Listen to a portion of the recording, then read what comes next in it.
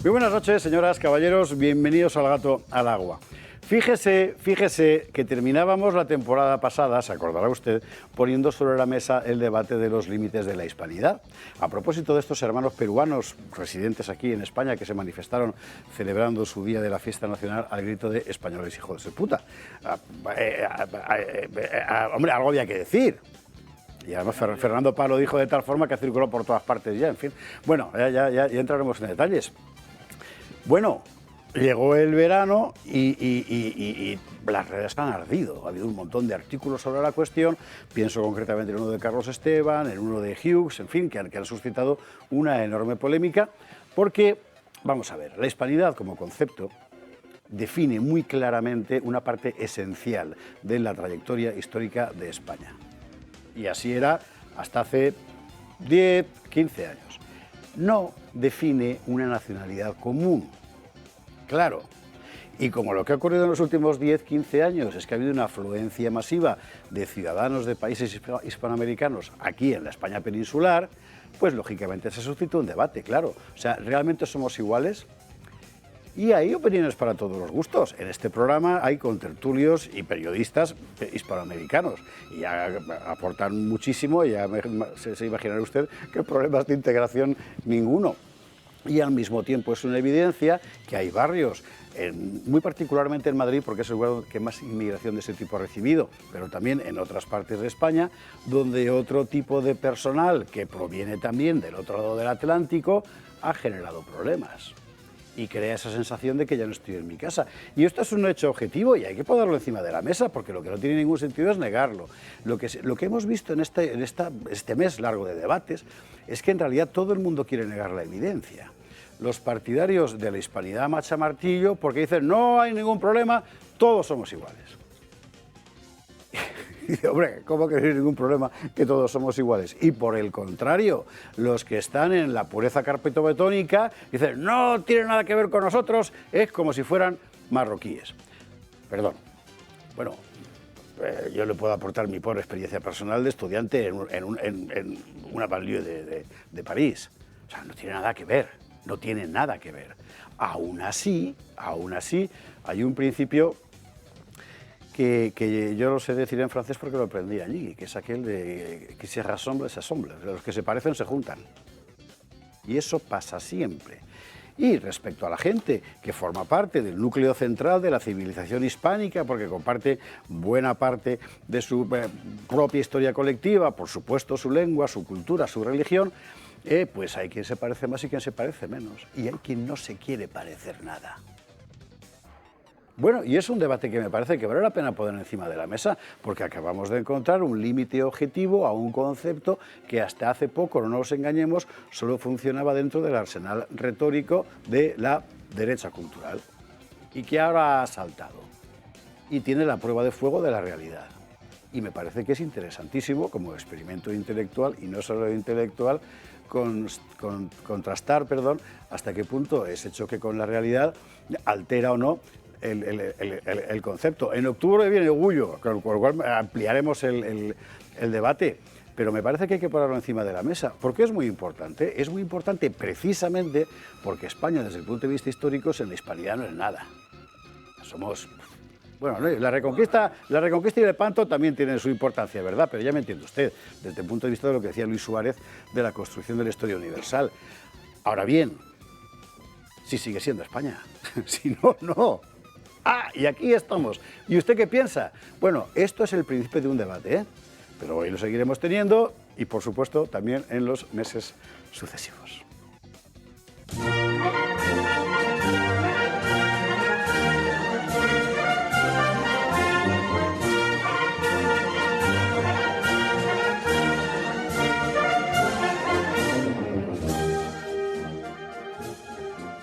Gato de viernes, gato de úsares, primeros úsares del nuevo curso. Hoy nos falta José Antonio Fuster, nos falta Jesús García Conde porque está en Paraguay, José Antonio Fuster porque está en Madrid, que más o menos está haciendo un poco lo mismo, ya a propósito de esto de lo que hablábamos, pero da igual porque están los úsares titulares también de la cantina aquí hoy para degustar un menú, como siempre, suculento. Titulares.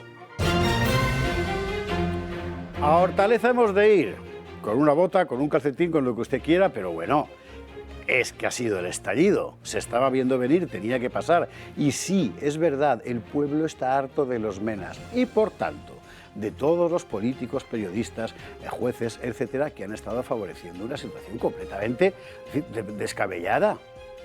Vamos a hablar de este asunto, que es de una enorme importancia, ¿eh? Es decir, aquí hay algo que de repente ha saltado. Ha saltado el muro de silencio que el poder estaba colocando encima. Bueno, nosotros vamos a explotar el asunto. Otro lugar donde ha explotado la situación, y era inevitable, es Inglaterra.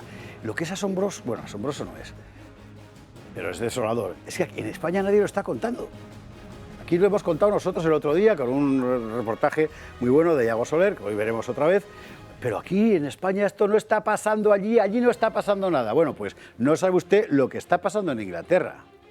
En Inglaterra lo que está pasando es que los ingleses se resisten a desaparecer. Bueno, a usted le puede parecer mejor o peor, eso ya lo entiendo, pero es que era inevitable. Es que no ha habido pueblo más sometido ovinamente a sus rectores que el británico. Bueno, pues ha estallado además en la imagen de una niña armada con hacha y cuchillo para proteger a su hermana de un abuso sexual. Bueno, vamos a verlo. ¿Sabe usted que estamos en pleno debate, en España todavía no, pero ya llegará, sobre el colapso ya inminente del estado del bienestar? Alemania ha anunciado medidas, Francia ha anunciado medidas, y dentro de las medidas anunciadas por Francia, el envoltorio retórico es lo que tienen los franceses, que tienen que hacer una teoría sociológica con todo, ¿verdad? Bueno, pues aquí también ha aparecido el primer ministro, que se llama Bayrou, para decir que aquí el problema son los boomers. Que claro, han chupado tanto del estado del bienestar que han dejado a los jóvenes sin nada. Lo dice un tío que lleva 40 años en política y que es el boomer por definición. Es decir, se escuda en una guerra generacional para no tener que decir nosotros, la casta política, la hemos cagado, que es lo que ha pasado en Francia. El asunto es que esto abre una brecha generacional. Estaba ya abierta, pero como tantas otras cosas soterradas en los últimos años, ahora sale brutalmente a la luz. Lo comentaremos. Mira que es bonito el Ayuntamiento de París. Cuando yo vivía en París, estaba justo enfrente al otro lado del Sena, en un mini apartamento. Bueno, todas las mañanas a las 6 pasaba una barcaza por el Sena, tocaba la bocina y yo me asomaba al ventanuco a mirar y ponía Sion en el barco. Una cosa, todo era alegórico. En fin, bueno, sí, totalmente. Más, hablando de crisis económica, aquí en España, ¿qué? Bueno, usted sabe que la consigna nueva de la casta es que, bueno, si te quedas en casa tampoco pasa nada. Resulta que este año hay un montón de gente que no ha podido irse de vacaciones como toda la vida de Dios desde los años 60. Que se tienen que quedar aquí porque está todo carísimo. ¿Y cómo responde el discurso dominante? Pues responde diciendo que esto es tendencia. O sea, tú a quedarte en casa lo pones en inglés y dices que es tendencia y todo el mundo a tragar. Pues oiga, no, lo que pasa es que coincide, se acuerda usted con el discurso aquel de Davos, de no tendrás nada y serás feliz. Bueno, vamos a hablar de este asunto. Ha habido este año, objetivamente, una crisis del turismo en España. Está todo carísimo y efectivamente mucha gente que se ha quedado aquí. Y es bueno quedarse aquí, la austeridad. Veremos. Y a ver si nos da tiempo a contar esas vergüenzas de Úrsula que nadie quiere contar, porque todo lo que está saliendo en torno a esta mujer, muy particularmente sobre el Pfizergate, pero no solo sobre eso, de verdad es alucinante. Y el contubernio popular socialista para proteger a la señora de la Laca es algo que ya, en fin, ya llama la atención. Vamos a ver la última hora al respecto y ya le anuncio que en cuanto podamos, que no es fácil, vamos a hacer un reportaje a partir de un estudio con más de 8.000 casos de un reputadísimo virólogo japonés acerca de los efectos reales de la vacuna del COVID, que son espeluznantes. Esto en todo caso no será hoy lo de las vacunas, ya lo iremos viendo. Con nosotros en la mesa de esta noche, don Pedro Fernández Barbadillo, ¿cómo estás?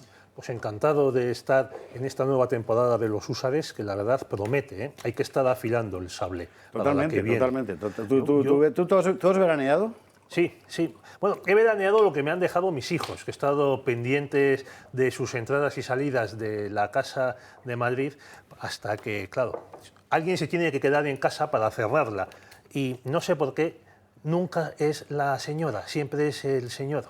Y el que se tiene que quedar pues, para cerrar el agua, cerrar el gas. Hombre, también es un ejemplo de la confianza que por fin las señoras empiezan a poner en los hombres, que somos capaces de... Qué doméstico todo. Y Sí, el periplo, qué Alfredo Landes. ¿Por dónde has andado? ¿Por dónde has andado? ¿España, el extranjero?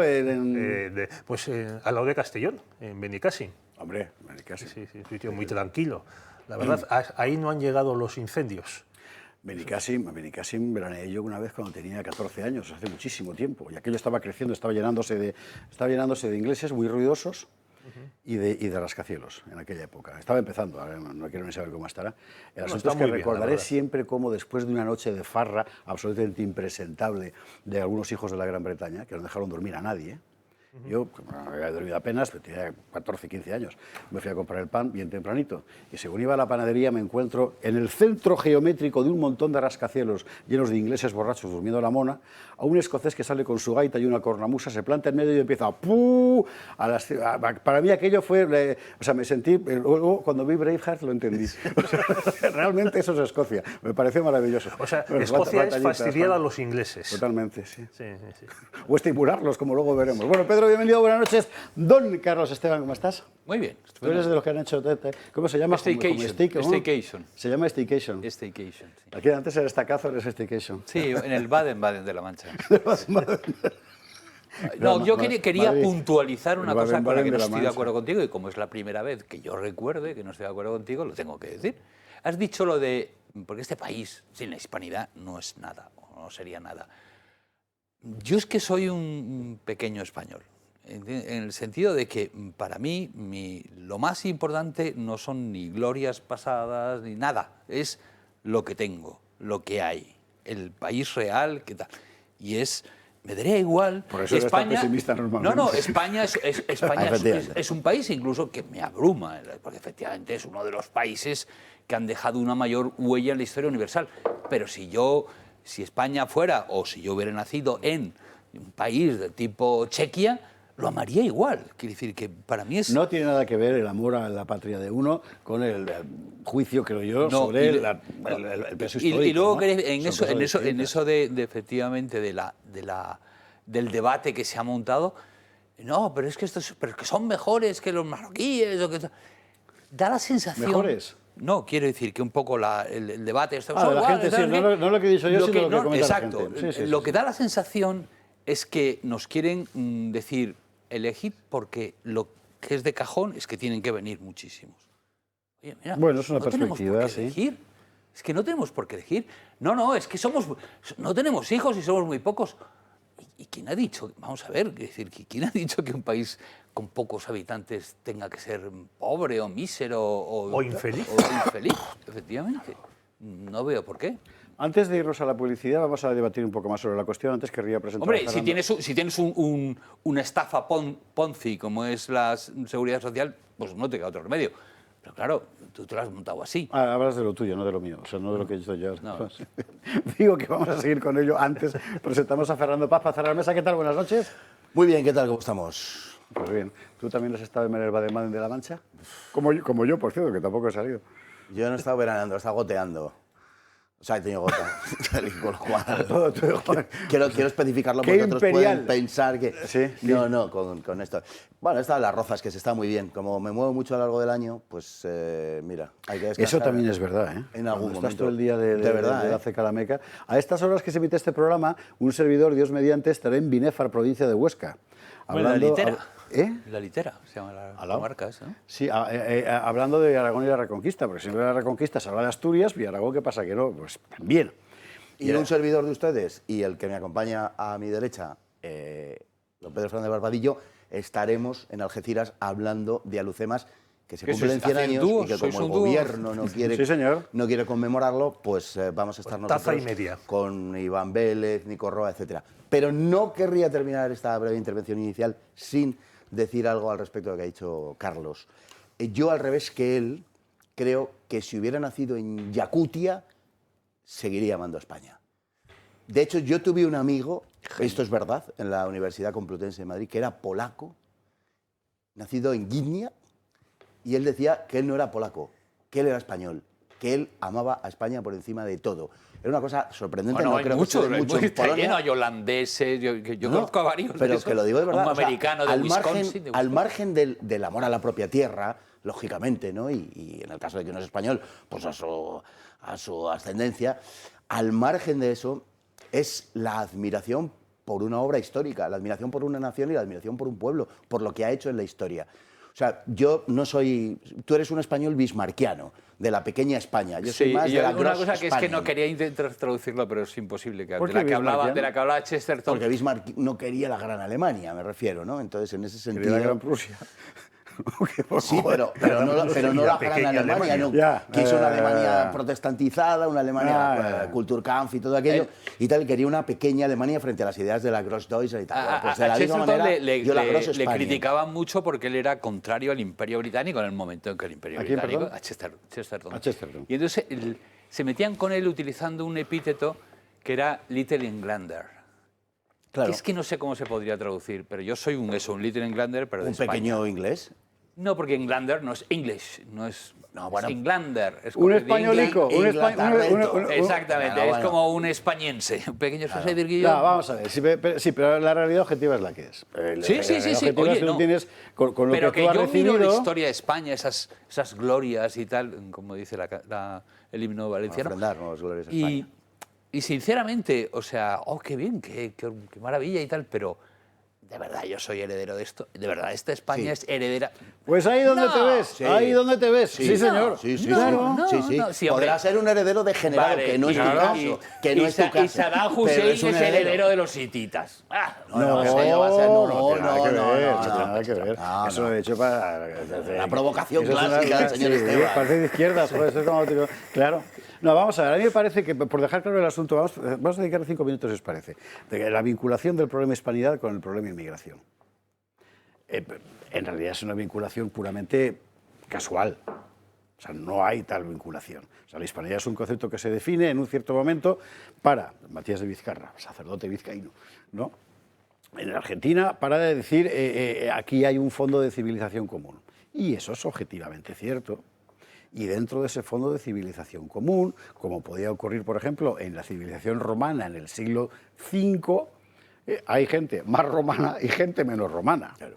Y gente que ha incorporado más ese patrón de civilización y gente que menos, lo cual no hace que la romanidad fuera menos romanidad.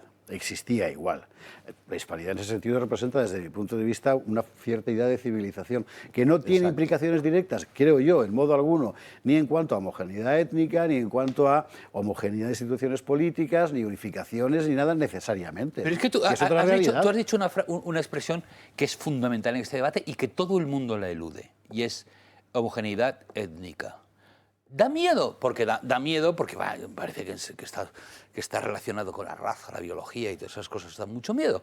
Pero es una realidad que una de las razones por las que se constituye una comunidad es que existe, es que físicamente, es que, digamos que hasta cierto punto, ese señor que pasa por ahí, español, es mi primo, en un sentido muy lejano, a lo mejor. Es decir, hemos sido una población que lleva Carlos, en el mismo solar mucho tiempo casándose entre sí. Y entonces eso hace que tengamos expresiones, formas raras, que comamos a determinadas horas. Es decir, que tengamos un huevo de referencias culturales, que no son la mega referencia cultural de el catolicismo o la lengua, sino hasta cosas muy pequeñas.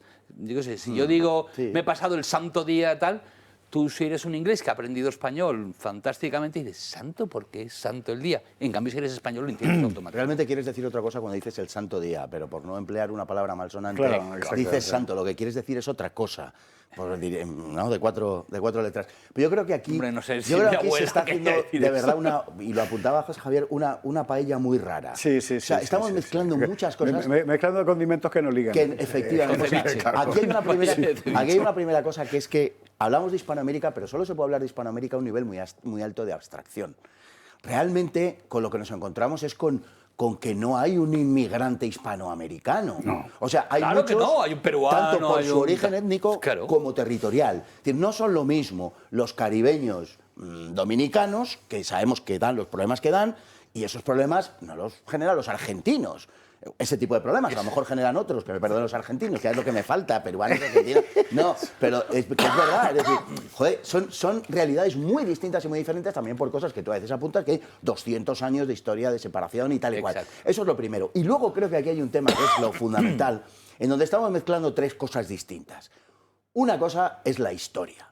Y nosotros, como españoles, nos tenemos que sentir plenamente orgullosos de la obra de Hispanoamérica, etcétera, Y tal cual. solidarios con Ojalá que ellos también, que no es el caso muchas Que no veces, es el pero caso. tampoco es el caso entre nosotros, ¿eh? O sea, que tampoco nos engañemos a ese exactamente. respecto. Eso en primer lugar. Estamos mezclando la cuestión histórica con una cuestión geopolítica, que es la posibilidad o la virtualidad de una comunidad hispanoamericana futura, tal y cual, no sé cuántos. Que sería muy interesante. Que sea muy interesante, lo estamos sí, sobre todo si queremos ser algo en el mundo y tal, y con una personalidad propia y tener alguna capacidad, en fin, de dirección en el mundo y de presencia y tal, es muy interesante. Pero estamos mezclando lo histórico y lo geopolítico con la inmigración. Oiga, el que yo reivindique esa etapa de la historia de España, el que yo considere que es la culminación de muchos siglos de historia y sea aquello de lo que me puedo sentir más orgulloso legítimamente, etcétera, etcétera, o el asunto de que yo piense que a partir de esa realidad puedo construir una comunidad política de futuro, no quiere decir que se me llene España de gente del altiplano. Es que lo que O sea, pero vamos a ¿de ver, dónde se infiere una cosa de la otra? lo que emigra no son civilizaciones, son personas. Claro, tú decías los dominicanos, pues, al final depende básicamente del estrato social y de la vida que llevaban aquí y de la idea que tengan de su vida personal. No, pues Lo sí, que pasa- sí, lo pero que se pasa- mezclan las dos cosas. Cuando Se- teníamos aquí a Gullo, que decía, los dos Bueno, somos españoles, pero unos de un sitio y otros de otro. lo mezcla Gullo. Y es otra perspectiva, porque la perspectiva en Hispanoamérica, el pobre Pedro no le estamos dejando hablar nada, como no levantes la voz, macho. O sea, claro, a mí me parece muy interesante que ahora mismo, al otro lado del mar, haya gente que está renegando de 200 años de mentira sistemática del discurso nacionalista de cada una de las pequeñas repúblicas hispanoamericanas para decir que leche aquí lo perdimos todo el día que decidimos que España era el enemigo. Eso es muy interesante, pero yo eso también lo apartaría, es decir, vamos a ver. Joder, que lo que emigra son personas. Así como hay casos en los que lo que emigra son civilizaciones, y es lo que pasa con los musulmanes, que al final, en cuanto son un cierto número, una masa crítica, montan su propia dinámica, Ajá. y ahí ya da igual que sean mejor o peor formados, más ricos o más pobres, no sé qué, porque es un problema estrictamente colectivo. En el caso de los inmigrantes hispanoamericanos es un problema esencialmente desde mi punto de vista personal. No hay ningún problema de... O sea, vamos a ver, para hablar claro, ¿tú crees que con Magalí o con Pedrosa o con, hay un problema de... No, ojo, pues son exactamente igual que nosotros de otro lado. Tenías que verle cuando se unen en la mara. A Pedrosa, ¿no? Cuando baila el mambo pegado, que dice...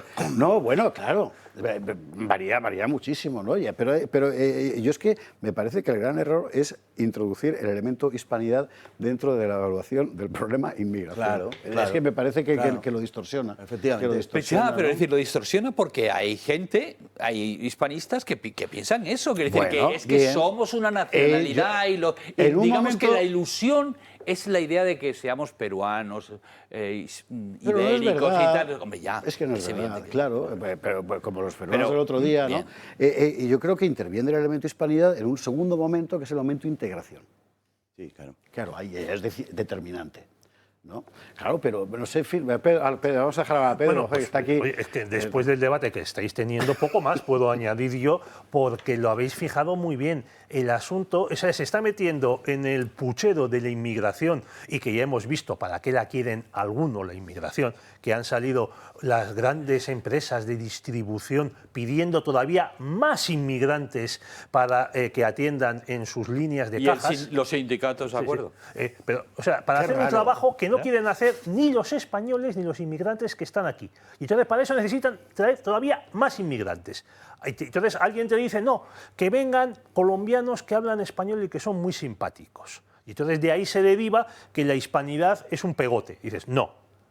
Separemos las cosas cada una en su distinto punto. Por ejemplo, oye, Carlos, François Mitterrand y Jacques Chirac, presidentes franceses, que les haya maldecido el Altísimo, envidiaban muchísimo en la comunidad hispanoparlante. Se morían de gusto de pensar y de envidia, de decir, coño, pero si es que el francés cada vez va a ser hablado por menos personas y la mitad de ellos van a estar en África. Y estos, joder, los españolitos estos a los que les estamos dando por saco desde Napoleón y demás, joder, que van a Argentina, que van a México, que van a Miami y ahí encuentran gente, se morían de envidia. Jacques Chirac, por ejemplo, no paraba de hablar mal de España, por ejemplo, a Evo Morales. ¿Por qué? Porque a él le habría encantado que quien llegase al altiplano dijese ulala. Pues lo dicen en Mali, ulala. Sí, pero claro, no es lo mismo, ¿eh? No, pero es que lo que sí hace España es crear países. Crea países y crea culturas. En cambio, en estos sitios, en Mali, en Níger, en Gabón, ¿qué hay? El francés es otra lengua más, una lengua de trabajo dentro de esa cantidad, de esas Babels que hay ahí. Bueno, o sea, creo que Francia no ha llegado. Es que Fernando. No, pero quiero decir lo mismo que iba a decir yo. O sea, No.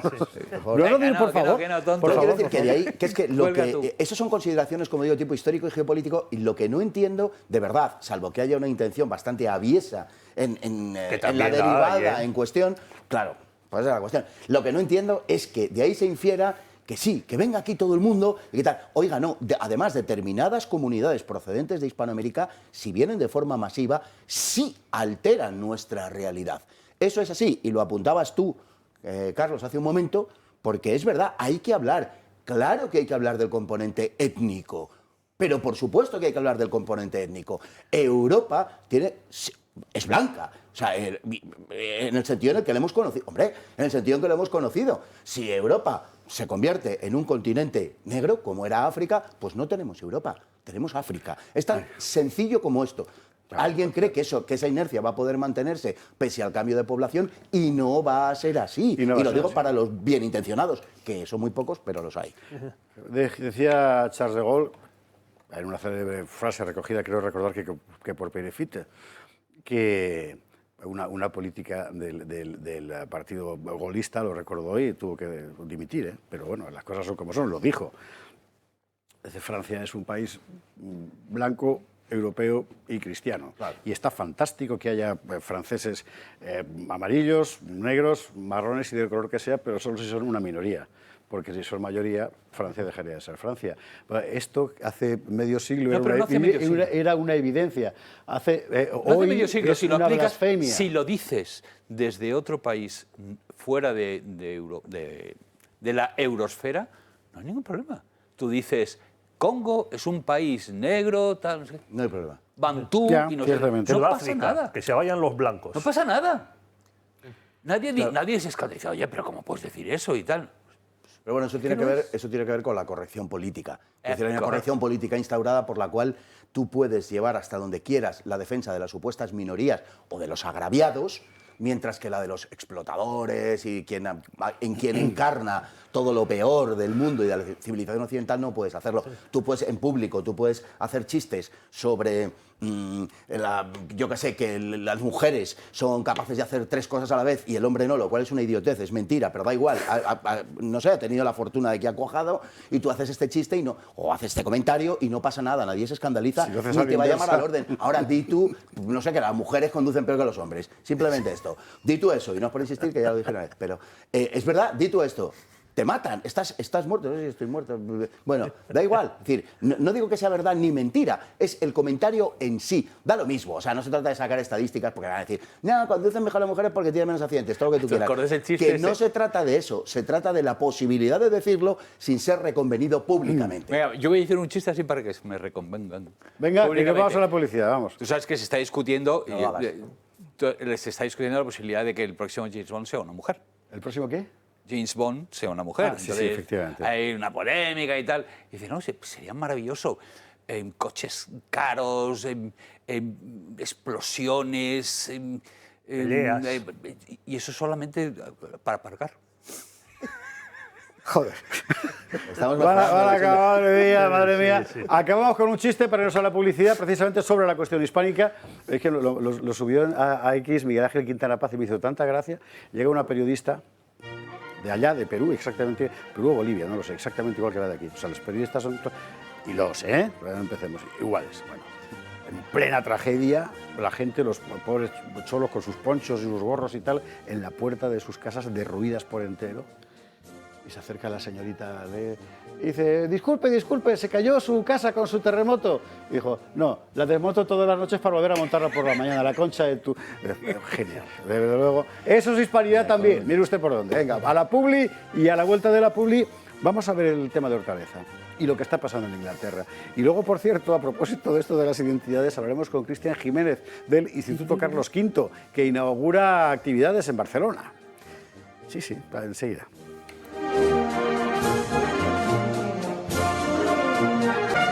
Que siguen peleándose eso, por eso me he quitado la chaqueta, que en cualquier momento.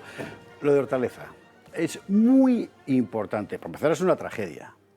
Es una tragedia lo que ha ocurrido y es una tragedia la reacción del poder poniéndose del lado del violador antes que de la víctima. Es una salvajada. Es la situación en la que estamos. Y al mismo tiempo hay una nota de esperanza, que es lo que ha visto uno en la calle.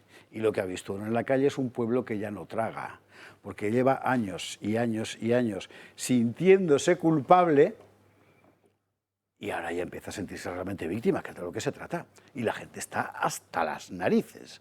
Hemos publicado muchos materiales esta semana,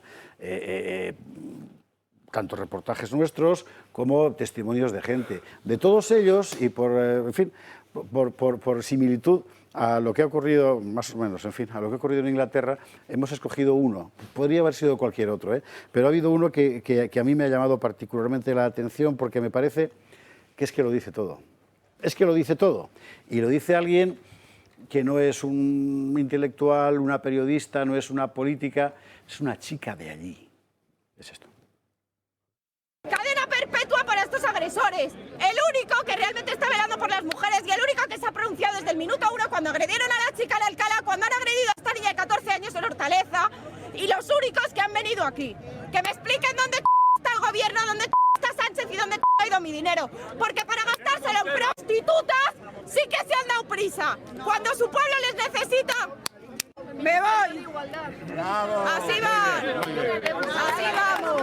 No hay peor cosa que un corrupto, un progresista y una feminista por etiqueta que un tonto con un discurso barato como lo son ellos. Que se han tragado absolutamente todo, que despierten, que abran los ojos, que a los que nos están deseando son a los del pueblo, no es a los que están arriba y a los que tanto defiende. Entonces, que abran los ojos, que vea quién realmente se preocupa por las mujeres que están en la calle y que luego entonces se denomine feminista. Pero que no sirve de nada ser feminista un 8 de marzo todos los años, que quieres feminista todo el año. Y si quieres igualdad, la igualdad empieza por defender a tu pueblo y por defender a los ciudadanos que estamos aquí. No por aplaudirle a una señora que se ha preocupado más por Palestina que por su propio pueblo. La que tanto habla, que es una feminista institucional, y en medios estas feministas se dedican a decir a los periodistas que son terroristas de la derecha, a decir que son ataques racistas. No, perdona, no es un ataque racista, es la nacionalidad de este tío. Y si por definición la mayoría de inmigrantes, aunque sean solo un 13% de la población, son los que en proporción cometen más delitos, entonces es normal que me llamen racista. Yo no quiero que esta gente esté en mis calles y esté en mi país. Aquí o vienes legal y vienes a comportarte, a respetar las leyes, a respetar la cultura y a respetar a la ciudadanía, o te vas para tu casa. Y si eso me convierte en racista, soy racista y con orgullo. Así te lo digo. Y con orgullo. Bueno, mejor. Así te lo digo. Mejor. Lo hemos escogido porque en realidad es una chica cualquiera que estaba allí. Y lo ha contado todo. Lo ha contado todo. Y la verdad es que lo ha contado todo. Y esto es lo que siente muchísima gente. Sobre todo la extracción más popular, porque los que viven en urbanizaciones con seguridad 24 horas, evidentemente, no tienen estos problemas. Los periodistas de TV no tienen estos problemas. Los gerifaltes de La Sexta, de A3 Media, no tienen estos problemas. Ya no le digo los ministros, ni los sindicatos, los gerifaltes sindicales. Pero la gente del común sí, y habla. Y esto me parece que es objetivamente muy importante. En fin, no sé cómo he visto el episodio. Empezamos por Pedro, ya que antes ha quedado... Bueno, este agosto hemos vivido un pendulazo que a mí me ha llamado la atención, me ha sorprendido, sobre varios asuntos: el estado de las autonomías, la identidad y la inmigración.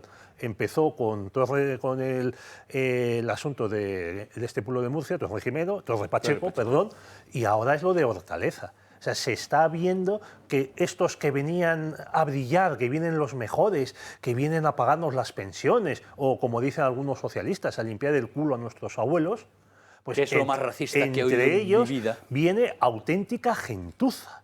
Vienen animales, vienen violadores, vienen delincuentes, pero como entra todo el mundo... Ahora bien, esta actitud del gobierno de Sánchez, pues a mí no me llama la atención. Oye, hace unos meses un menor disparó y mató a un político colombiano, a un senador, Miguel Uribe. Bueno, pues creo que fue la ministra de Interior de Gustavo Petro, ese drogadicto, reconocido por él, dice, bueno, sí, se ha capturado y tal, es un menor, le vamos a proteger como menor que es, porque también tiene derechos. Nos gobiernan nuestros enemigos. Nos gobierna gente a la que no le importamos más que para sacarnos el dinero. Y si para seguir chupando tuviesen que sacrificarnos, como decía, recordaba Esparza el otro día, las escenas de Apocalipto, no duden ustedes que lo harían. Fíjense lo que está pasando en el País Vasco con la Vuelta Ciclista a España. Que la herchancha de las narices y que cobra una pasta descomunal, cada uno de sus agentes y la Policía Municipal de Bilbao y las demás ciudades que cobran otra pasta, han permitido que saliesen los borrocas de turno, que son activistas profesionales, a cortar las carreras y provocar accidentes. Y luego algunos hijos de... también voy a poner el pitidito, te dicen, bueno, es que si quieren que haya seguridad, que se retire el equipo israelí. Por cierto, lo ha dicho el director técnico de la Vuelta Ciclista a España. Sí. O sea, pero este señor va a seguir ahí y va a seguir cobrando. Estos son los individuos que, claro, los que te decían, bueno, es que han matado 2 guardias civiles con un coche bomba. Bueno, es que no es para tanto, es que, claro, hay que comprenderles, es que los peores son la gentuza esta que te dice que no te quejes, que no es para tanto. Bueno, tenía que decir si se dijo, pero vamos a volver al tema porque si nos hemos desviado. Carlos, Fernando. Hortaleza, semana, resumen, balance. No, tú, dale. ¿Quieres vengar? No, a mí, una de las cosas que precisamente al hilo de lo que decía Pedro, de que en este verano es verdad que han pasado muchas cosas y se han puesto sobre la mesa una serie de temas que nos parecían impensables, hace no mucho. Y uno de ellos ha sido el asunto de las autonomías, fundamentalmente por la inutilidad demostrada por las distintas administraciones, pero muy singularmente por las administraciones autonómicas y porque el Estado central ya lo damos por perdido. Entonces eso ya no merece la pena ni comentarlo prácticamente. Pero en esta mega party que tenemos de administraciones, que será por administraciones, y se ha demostrado que el Estado no funciona, sencillamente. Si no hace falta, yo creo, ni hacer un metadiscurso ideológico. No, es que no funciona. Es una basura. No, es una basura. Es una basura. El Estado de las autonomías funciona bien para ellos, pero es una absoluta basura, ¿no?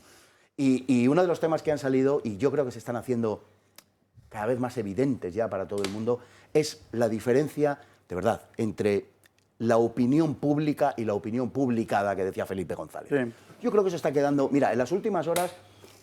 zapeando por las televisiones generalistas digamos, el resultado de los comentarios de los tertulianos, de los presentadores y tal, no puede ser más devastador cuando lo comparas con las declaraciones de la gente como esta chica y muchos otros que se les han colado a lo largo de estas semanas y meses, porque están diciendo lo que la gente verdaderamente en la calle cree y piensa, ¿no? Voy a citar el caso que ya llueve sobre mojado de Susana Griso en Antena 3.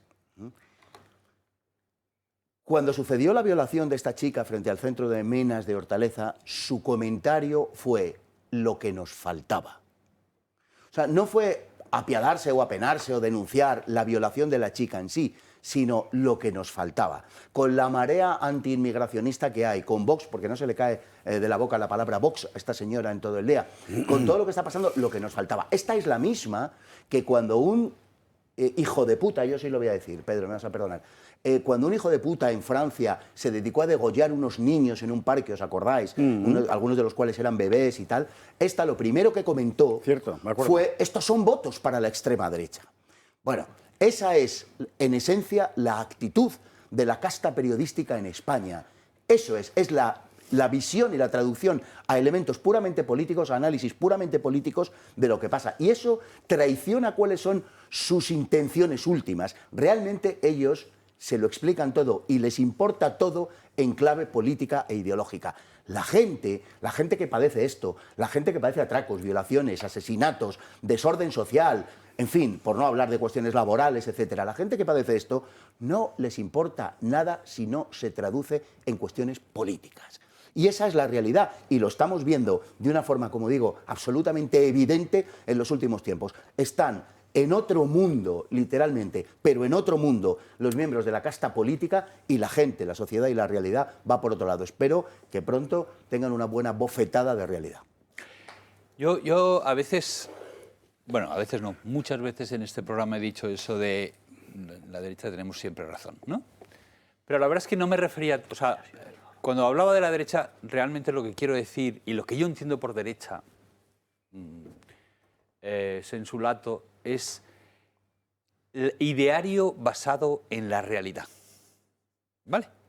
Y eso creo que es la gran diferencia, más que izquierda y derecha, es un ideario basado en la realidad y un ideario basado en un esquemita que se ha inventado un tipo y tal. No sé. Y ese es el problema. Exacto. Y lo que tú mismo has contado es, a lo que responde Griso y a lo que responden muchísimas, es, este es el esquema, qué mal que esto... Mira, hay un tuit que a mí me divierte mucho cuando el meme es un tuit real que lo utiliza la gente como meme, ¿vale? Yeah. Y me acuerdo uno que se aparece muchísimo, es de un rojo, lógicamente, es lo que me jode es que esto da votos a la derecha. Sí. Y lo ponen cada cierto tiempo, que es muy gracioso, que la idea que le salga a uno de algo malo, es lo malo no es la cosa en sí, sino que le dé votos a la derecha. Es como, tío, eres un puto monstruo, ¿sabes? Es decir, no te preocupa, yo qué sé, no era el caso, porque este es muy antiguo, que se queme el monte, sino que pueda dar votos a la derecha. Eso es lo que tenemos enfrente. Lo que tenemos enfrente es gente que cuando habla de mujeres en el feminismo nunca está pensando en una mujer concreta. No está pensando en el beneficio de las mujeres concretas. Es una idea, es una abstracción. Lo mismo con los homosexuales. Todo es instrumentalizable. Todo totalmente, sí, absolutamente. Y creo que la persona normal, la gente esa que habla, que se le ve por ahí, que incluso tiene que votar a un partido u otro, suelen ser lo contrario. Suelen fijarse en cosas que les... Joder, qué mal, pobrecita esta persona. Tienes un sentido espontáneo, natural del bien común. Eso es, exacto. Que es un puro sentimiento espontáneo, ¿eh? Es decir, claro, no hace falta haber estudiado a Santo Tomás de Aquino. Pero entonces la gente... Pero claro, pero la gente normal, que va a su trabajo, que quiere relajarse, que tiene sus hobbies, que se va con amigos a ver el partido y tal, y que nada le interesa, la política le interesa lo mínimo, entonces vota por la tal o que no sé cuántos. Es fácil que le lleves por aquí o por allá, porque la tele está todo. Y sin embargo, con esto no lo pueden conseguir. Es prácticamente la línea ideológica que en toda Europa está. La diversidad es nuestra fuerza, la multiculturalidad, ¿cuántos? 7 u 8 de cada 10 europeos no quiere inmigración. Ya está. Y hay una cosa que a mí yo quiero dejar súper claro en el tema de la democracia.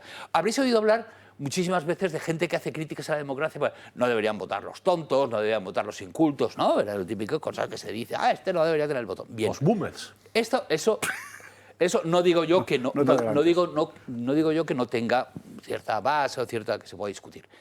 Pero eso se equivoca en la idea de lo que es la democracia. La democracia no presupone, si es buena, no presupone que es que el pueblo es muy sabio y va a dar la respuesta correcta a las cosas. No, la base es que yo vivo aquí y yo quiero decir para dónde quiero. Al final es la misma base de la soberanía.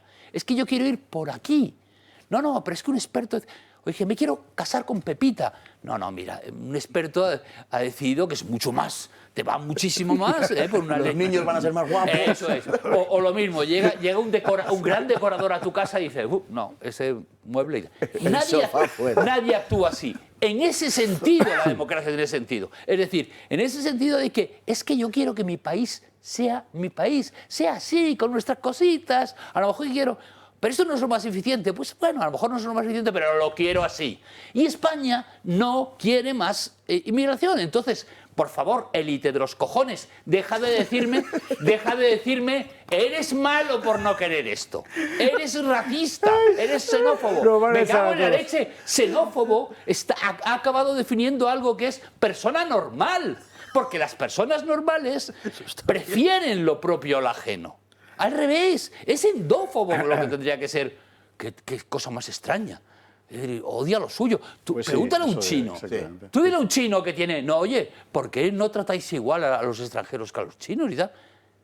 Te mirarían y dirían, estás gilipollas. No, pero no un chino, y un señor de Murcia. O sea, ya, te quiero decir... A un señor de Murcia antes, ahora ya lo ahora ya lo dudo. Incluso ahora sobre todo. Ahora sí, precisamente en Murcia. Claro, el problema, viva los murcianos, viva Murcia. Sí, pero además te lo digo de verdad. El problema de la democracia es que se ha convertido en una coartada para las élites. Es que la democracia no es real, no tiene contenido. Es decir, la democracia es una opinión que expresas en un momento dado que secuestran pero tienes el concepto de democracia emocional que yo he dicho, ¿no? Es lo que queremos, lo que preferimos. Hemos de irnos, por seguir avanzando, ahora te doy la palabra, Pedro. Antes una precisión, usted ha visto que antes, cuando hemos puesto el testimonio de esta muchacha, cada palabra malsonante que decía sonaba pi. No ha sido decisión nuestra, ha sido de la dirección que la tomó sin consultarnos. Luego ha empezado a proferir exabruptos Carlos Esteban. No ha sido como protesta, jefes, no ha sido como protesta para esa decisión. Ha sido porque es que él es así, ya está, nada más. Pero claro, es que si no, aquí hay que decirlo. Tú lo que quieres todo. Que me echen. No, yo lo que quiero es que me dejen sacar un vídeo como Dios manda. Sí. Tiene muchísimo que ver con todo esto, por eso no cambiamos de tema, seguimos lo que está pasando en Inglaterra. Bueno, no es que tenga muchísimo que ver, es que es lo mismo. Es que es lo mismo y ahí ha llegado ya. Aquí, ¿usted se acuerda cuando salió el asunto este? Bueno, cuando salió hace mucho tiempo, cuando estalló. Y no hubo más remedio que hablar de ello, el tema de Rotherham, del clan aquel de pakistaníes que se dedicaba clanes. Bueno, sí, varios clanes, efectivamente. Y hasta algún policía. Violar y prostituir niñas británicas y las autoridades, con el señor Starmer, por cierto, de fiscal general, lo encubrió. Bueno, aquello estalló de muchas maneras y ha seguido estallando. Y el poder que ha hecho, ponerse represivo, y la gente que ha hecho, levantarse, se están levantando. Bueno, en España casi nadie lo ha contado. Y mucho menos que nadie, Susana Griso, que está entre el Vox y el Botox, está en lo mismo todo el tiempo. Pero lo que pasó fue lo que nos contaba Yago Soler esta semana. Raise the flag. Yago. Es la imagen del verano en Reino Unido. Una menor de 14 años, hacha y cuchillo en mano, defiende a su hermana de 12. Las niñas increpan a una pareja extranjera. Según la versión de las menores, eran inmigrantes búlgaros que las estaban acosando. La policía detuvo a la chica por posesión de armas blancas y aseguran que tras analizar las cámaras no vieron ningún movimiento extraño. Los presuntos acosadores no fueron investigados. Pero la detención de la menor, que para muchos es una heroína, ha causado una ola de indignación. Muchas personas se han manifestado en contra de la actuación policial y de lo que denominan un plantón más de las autoridades contra la inseguridad que vive Reino Unido en los últimos años, algo que se ve reflejado en las encuestas. El partido de Farage aumenta un 35% y rompe la mayoría absoluta y el bipartidismo en Reino Unido. Mientras tanto, florecen las banderas de Inglaterra como muestra de orgullo patriótico. A esta niña, lo contábamos aquí esta semana, dedicó Carlos Esteban un artículo muy bueno en Gaceta, recordando aquella frase de Chesterton de la golfilla pelirroja. Bueno, se ha convertido en un icono. Ya, en realidad es que ya da igual lo que haya pasado de verdad allí. Eso que está viendo usted son las diferentes imágenes que han ido invadiendo las redes sociales. Vamos a moverlas más porque con el cuchillo y el hacha no nos quedamos, ahí estamos. Se ha llenado. Qué guapo. Se ha llenado, es decir, todo ahora es así. Porque en esa imagen de una niña, que manda narices, una niña, en fin, teniendo que esgrimir un hacha y un cuchillo para defender a su hermana, se condensa, pues, cómo se siente el inglés medio. Es que es terrorífico, pero es así. Es esto lo que está pasando. Estas imágenes que van apareciendo, que es que ha sido en Dundee, en Escocia. Por eso de las banderas escocesas, que los ingleses, por otra parte, han recuperado para sí, porque la situación es la misma. La situación es la misma o incluso peor. Esa sola aquí está con la bandera de San Jorge, que es la inglesa, como la de Huesca, por cierto. Bueno, y aquí de cruzada. Bueno, ha aparecido de todo, canciones, vídeos. Vamos a ver ahora, y vamos a hablar encima porque está en inglés, no nos ha dado tiempo a traducirlo, lo último que me han mandado, que es un vídeo hecho con inteligencia artificial, que Alex, cuando quieras.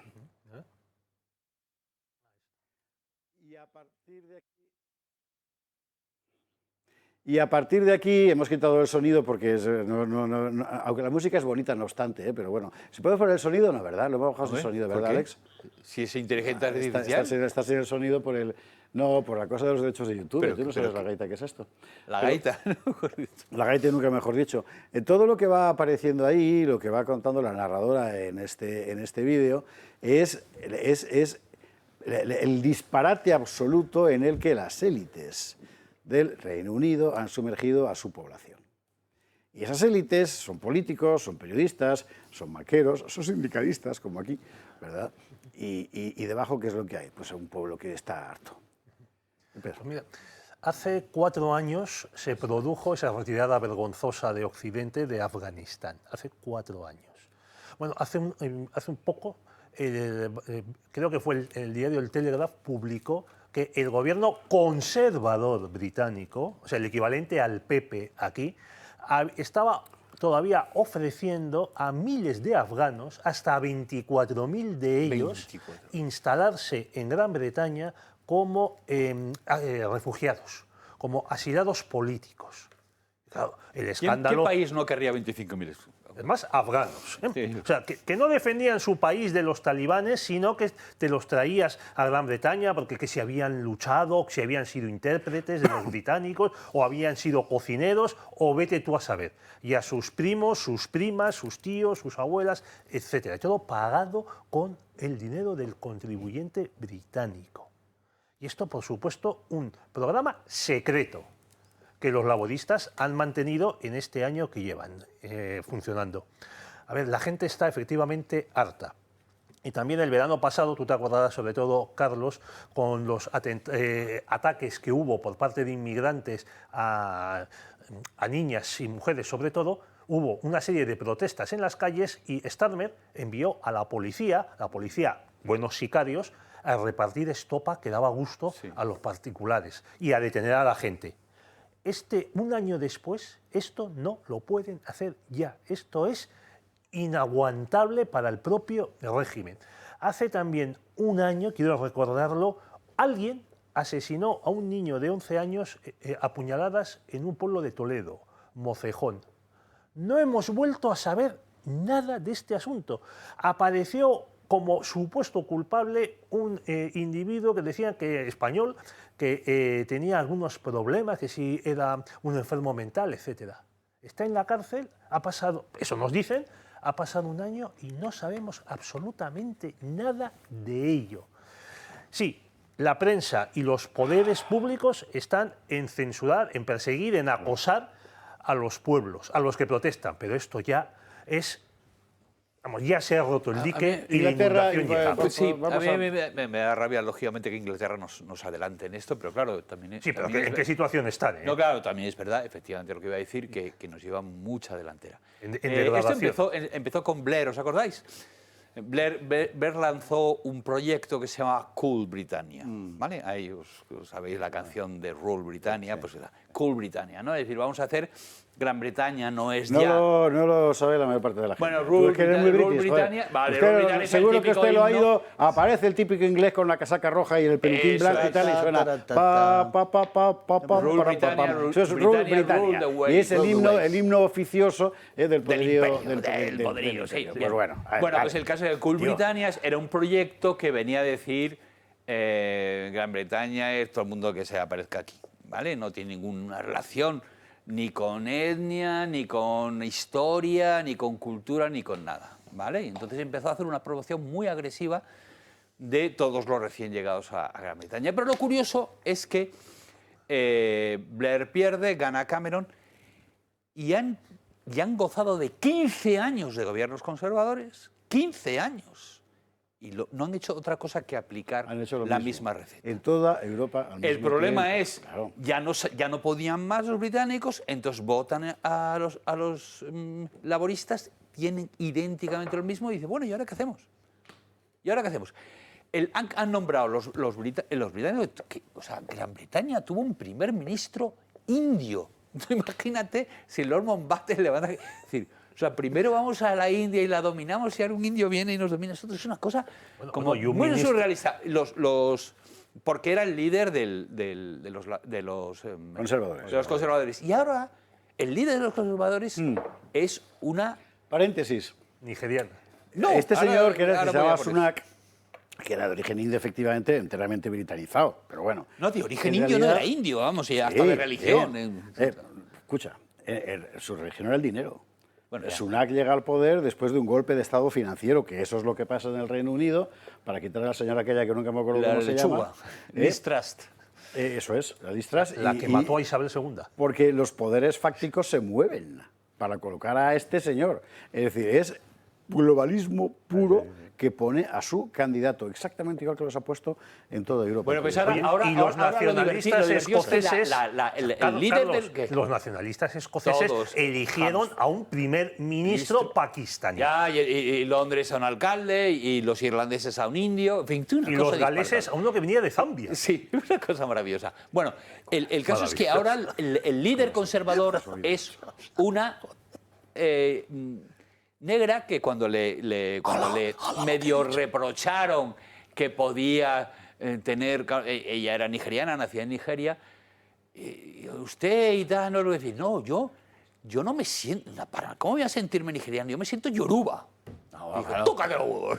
Claro. No se siente de su nación de origen, sino de su tribu. No sé yo si lo arreglo o no. En mi modesta opinión, no sé, no estoy muy seguro.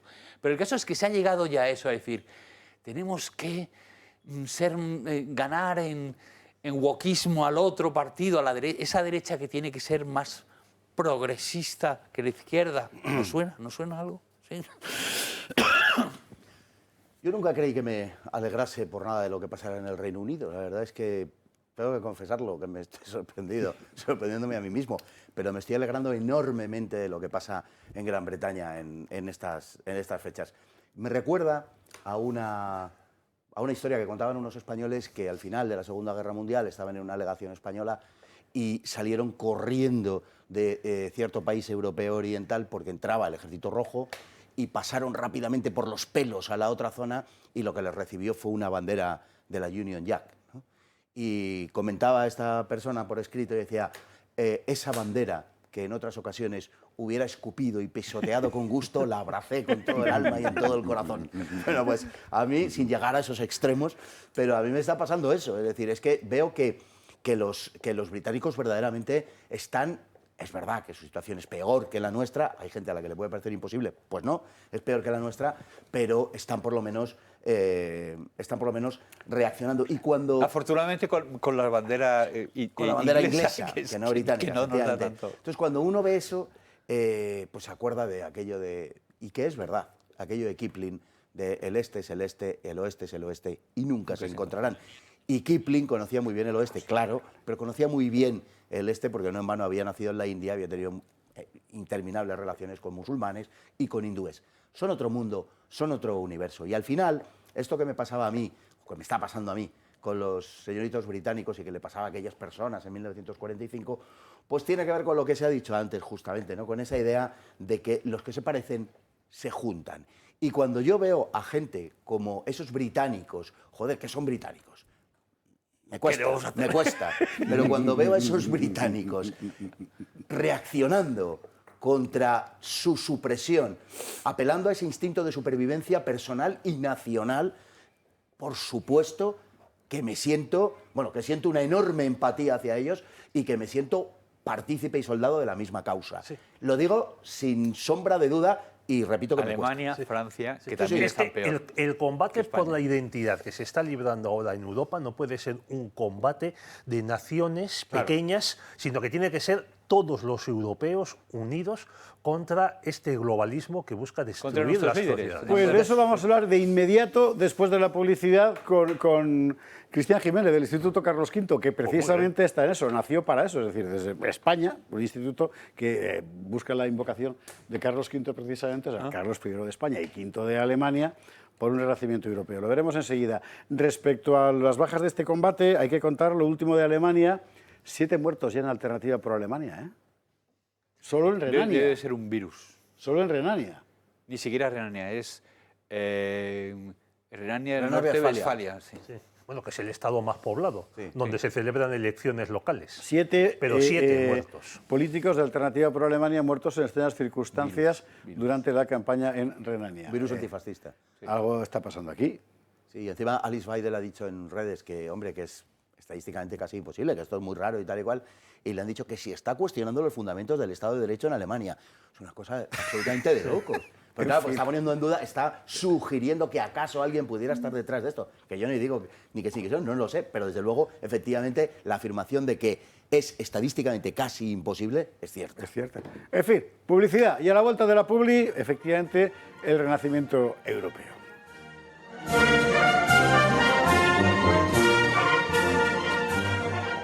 Estamos de vuelta, Gato de Viernes, Gato de Húsares, a nuestras espaldas, ya lo sabe usted, los húsares de nuestro maestro padrino Augusto Ferrer Dalmau. Sobre la mesa, crece, cualquier día llega ya a división, los húsares de la madrina Paz, beso fuerte, con las últimas incorporaciones, renuncia de Tallarras porque se nos comería lo que queda de programa y todavía hay en el despacho 3 más que tengo que ir bajando en sucesivas ediciones. Pero bueno, vosotros seguid mandando, ¿eh? Lo más grato de este programa es la cantidad de gente que te encuentras por ahí que lo llama directamente los húsares y no el gato. Lo cual significa que ha conseguido una personalidad muy particular y eso está francamente bien. Pero es fundamentalmente porque al otro lado hay gente que se reconoce en ello.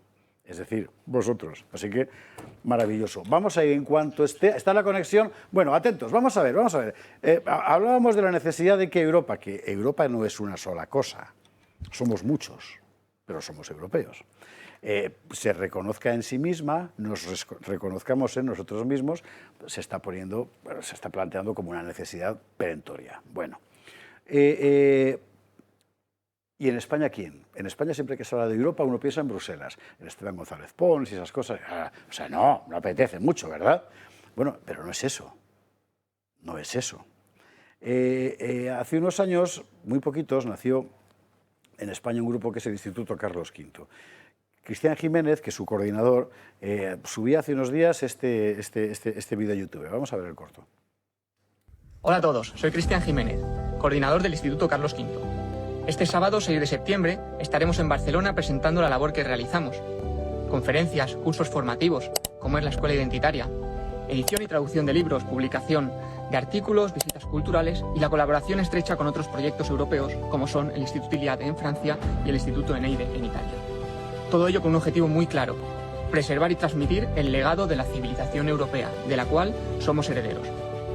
Queremos invitarte a conocer de cerca nuestro trabajo y a sumarte a una comunidad que apuesta por la formación, la ética y la transmisión de ideas para la forja de los cuadros del nuevo renacimiento europeo. Toda la información sobre la hora y el lugar la tienes en la descripción de este vídeo. Te esperamos este sábado en Barcelona. No faltes. La descripción del vídeo aquí no sale, sale en YouTube, pero nos lo va a contar Cristian Jiménez. Muy buenas noches, ¿cómo estás? Muy buenas noches a todos, muchísimas gracias. Me parece que te han hackeado, pues se ve la imagen fatal. Pero bueno, vamos a dar la referencia para que la gente lo sepa. Va a ser en Barcelona, mañana sábado. Exactamente, mañana sábado a partir de las 4:30 realizaremos la presentación por primera vez en Barcelona del Instituto Carlos V. ¿Va a ser dónde? En el Hotel Silken a partir de las 4:30 en Barcelona. El Hotel Silken. ¿Y dónde está el Hotel Silken de Barcelona? Se ubica en la zona de San Gervasi. Vale. Pues para la gente que quiera ir de alrededor ya sabe que a las 4:30 Hotel Silken, Barcelona. Y ahora cuéntanos qué es el Instituto Carlos V. Muy bien, disculpad la imagen, no sé qué ha podido ocurrir, bueno, cosas del directo. Pues muy bien, el Instituto Carlos V, como lo ha introducido perfectamente José Javier, trata de transmitir esa larga memoria europea. De hecho, este es el sobrenombre del Instituto Carlos V. Hoy Europa, como también introducía José Javier, se mira con especial recelo, quizás desde España, con esa imagen de la Unión Europea burocrática, quizás únicamente centrada en cuestiones económicas, impositivas, etc. Europa es mucho más que ello. Ahora mismo vemos un vídeo en pantalla. No son solo nuestros campos, nuestra arquitectura, nuestra religión, nuestro arte. Me detengo especialmente sobre esta cuestión, el arte, la música, la filosofía. Todo ello nos impulsa a que ya en el año 2022 el Instituto Carlos V se funde en la ciudad de Tarragona, un espacio simbólico a todas luces en el cual la civilización romana se asienta y crea uno de los centros más importantes de la península ibérica. Y una cuestión de especial relevancia es la primera gran obra de los romanos en la península ibérica son las murallas de Tarragona. Estas murallas que hoy están tan defenestradas, tan difuminadas en un mundo en el que la diferencia es un peligro. Las identidades de los pueblos son un peligro. En este caso, la identidad europea está en pleno peligro de extinción. Vosotros os planteáis desde una perspectiva, digamos, filosófica bastante abierta, con intervenciones de gente que viene de lugares, en fin, no necesariamente coincidentes, y habéis tocado temas que en principio pueden parecer contradictorios, por ejemplo, la hispanidad. Sí, la hispanidad parece que va en direcciones contrarias a ese europeísmo que nosotros reivindicamos. Nosotros defendemos la hispanidad, obviamente, ese grandísimo proyecto, la grandísima empresa de España en la historia, como fue la conquista de América y la difusión de ese ideal español, de esa cosmovisión, y la creación de un imperio que no se ha visto en el mundo en ninguna de las épocas, sin duda. ¿Qué ocurre? Ahora mismo nos encontramos con una realidad que es totalmente distinta, y también José Javier lo decía. No solamente hay una realidad, un hilo de sangre y de suelo entre los europeos, sino que además existe una realidad que es tozuda, en este caso en el cual los grandes bloques geopolíticos obligan a unirse para afrontar un futuro que a día de hoy en el cual Europa es el hijo enfermo del mundo. Pese a haber sido la grandísima potencia hasta hace 100 años, hoy se encuentra como el hijo enfermo del mundo. Y es esa nuestra labor, la labor del Instituto, digamos, transmitir, asimilar, hacer asimilar en este propio orden, transmitir, asimilar y encarnar esa diferencia de europeos y esa potencia que hoy se ha relegado prácticamente a niveles mínimos históricos. Más información, toda la que quieran, mañana sábado en el Hotel Silken de Barcelona, zona de San Gervasi, a partir de las 4:30, y en vuestra página de YouTube, que hay muchos vídeos, por otra parte. Exactamente, en nuestra web también, en nuestras redes sociales nos pueden seguir. Instituto Carlos V. Don Cristian Jiménez, gracias mil por estar esta noche con nosotros. Muchísimas gracias a vosotros por darnos la oportunidad de dar a conocer la obra del Instituto. Un saludo.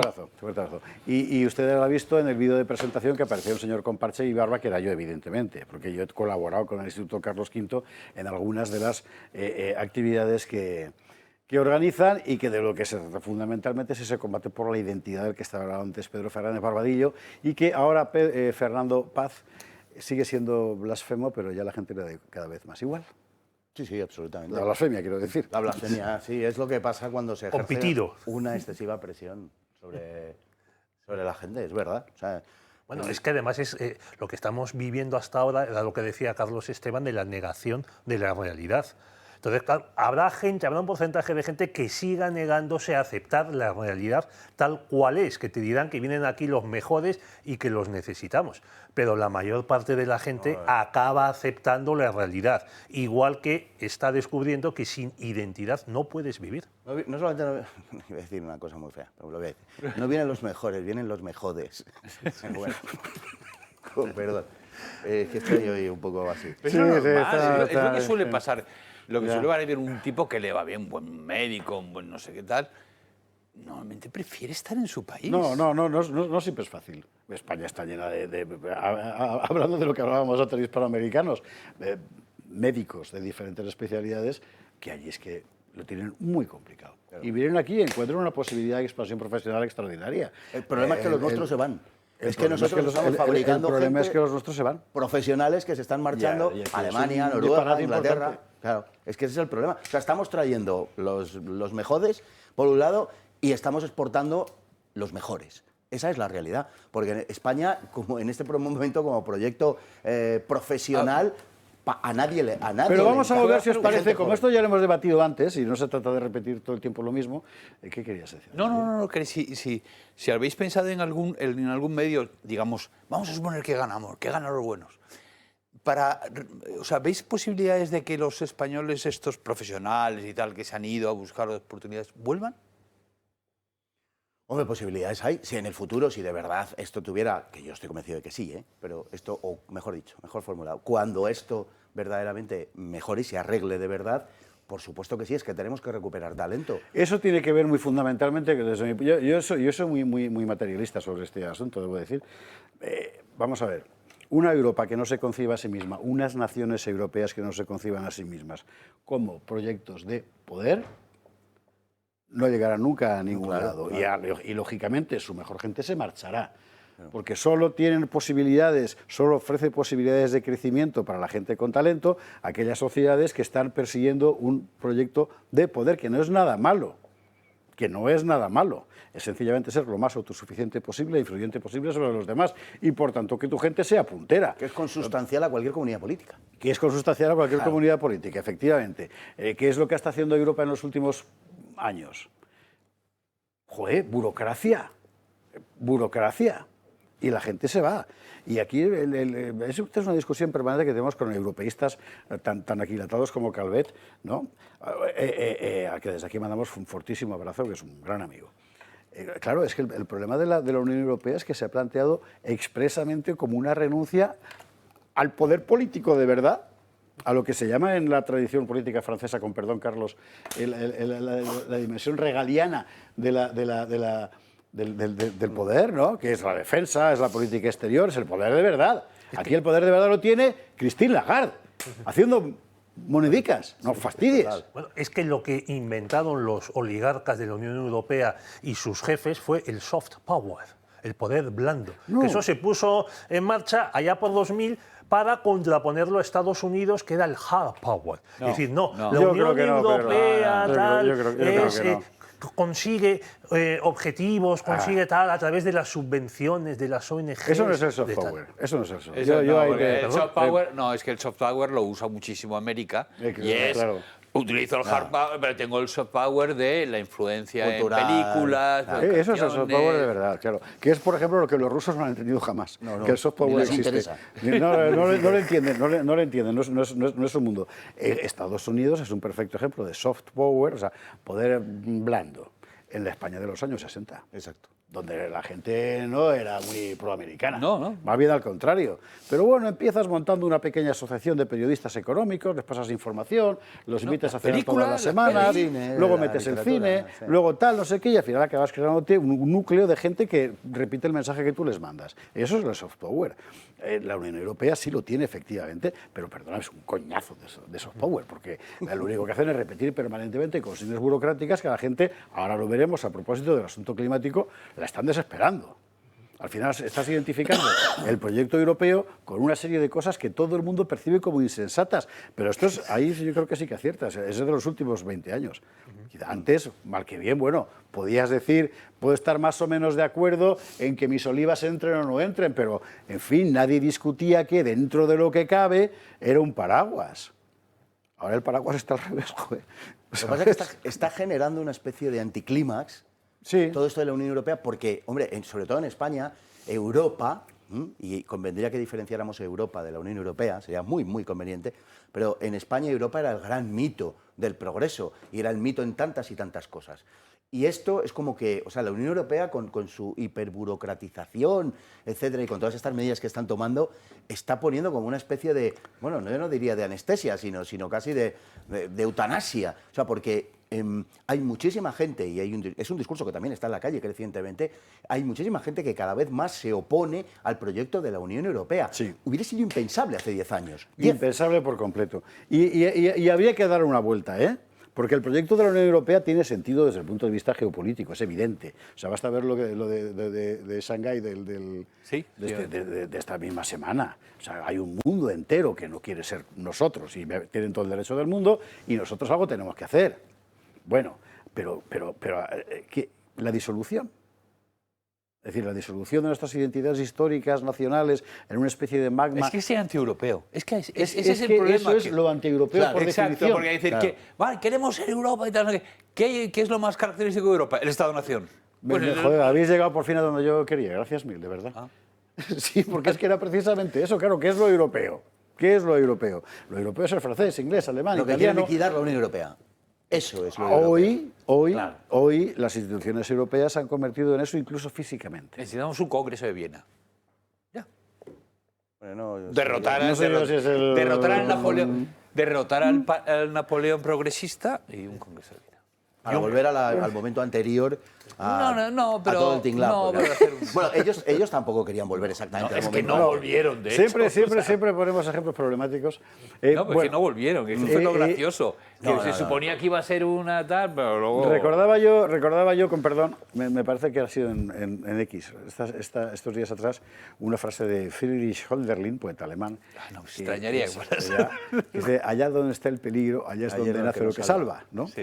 Bueno, en todos los órdenes, lo estamos viendo ahora, es decir, toda esta explosión que hay de reacción popular, evidentemente llega en un momento en el que el peligro ya se percibe de forma incluso física. También en el asunto de la natalidad, mire usted por dónde. La voz de alarma la ha dado en Francia, que ya les vale, al mismo tiempo que en Alemania, hay que decir, con el colapso inminente, ya es un hecho, del estado del bienestar. Digo que ya es un hecho porque ya están en bancarrota Francia y Alemania, y España también lo estaría. España. En fin.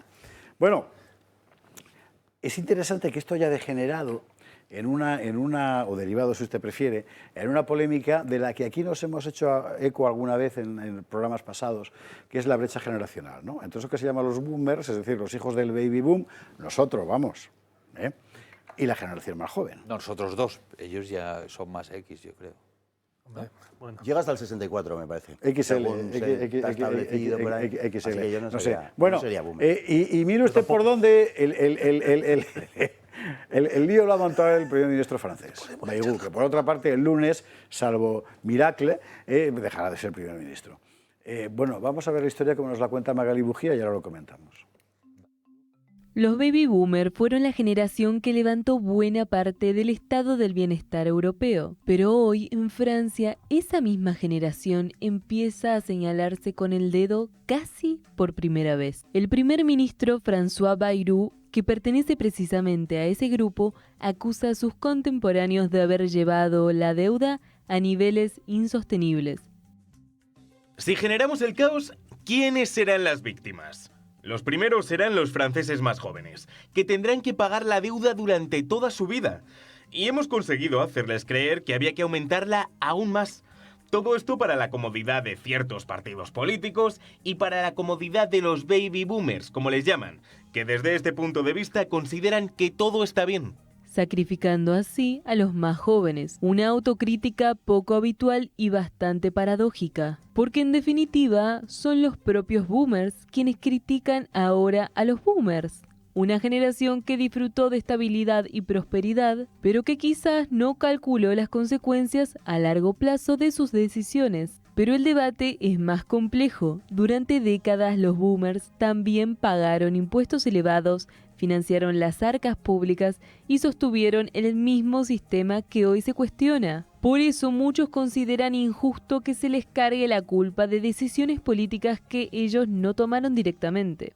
¿Es un ejercicio de autocrítica sincera o una estrategia política para repartir culpas en plena tormenta fiscal? Lo cierto es que en medio de la crisis de deuda, el futuro de los jóvenes franceses se convierte en el eje de una polémica que trasciende generaciones. Es una tomadura de pelo. Vamos a ver, yo entiendo el debate. Y sobre todo cuando hablas con la gente más joven, la gente de mis hijos, por ejemplo. Lo entiendes perfectamente su desesperación. Ahora, quien menos indicado es para culpar a nadie es un político boomer que lleva 40 años en política, haciendo esta política, cuando desde hace no menos de 40 años, y uno ya es viejo, ¿verdad?, estamos permanentemente diciendo, ojo, que os estáis colando, que si no hay natalidad esto colapsa, que esto no hay forma de sostenerlo, que no sé qué, y ellos a su bola. Y ahora la culpa la tenemos nosotros. Venga, hombre, no me toque los perendengues. Es el menos indicado, José Javier, y por eso lo hace. Porque es el menos indicado. Claro. O sea, vamos a ver, esto, y forma parte del truco en el que estamos, esto no puede ser, no debe ser, en ningún caso, una guerra generacional.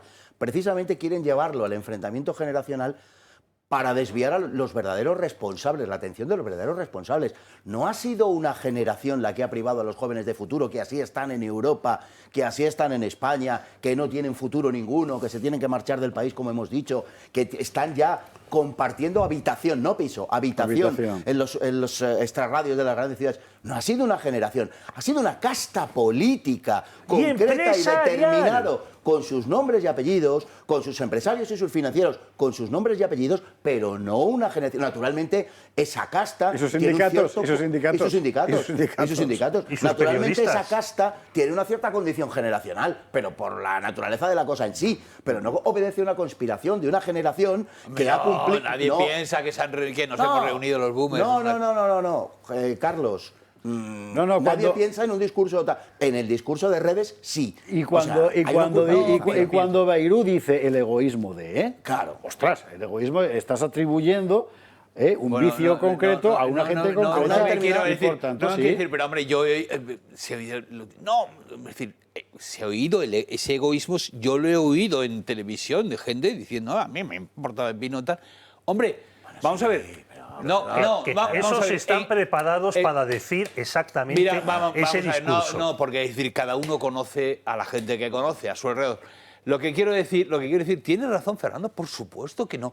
Es decir, hombre, hay casos, es decir, siempre cuando hablas de una cosa tan generalizada como es una guerra generacional, puedes poner ejemplos hasta aburrir de una cosa o su contraria. Es evidente, es decir, los franceses son unos no sé qué. Pues mira, te saco a 27.000 amigos míos que no son así.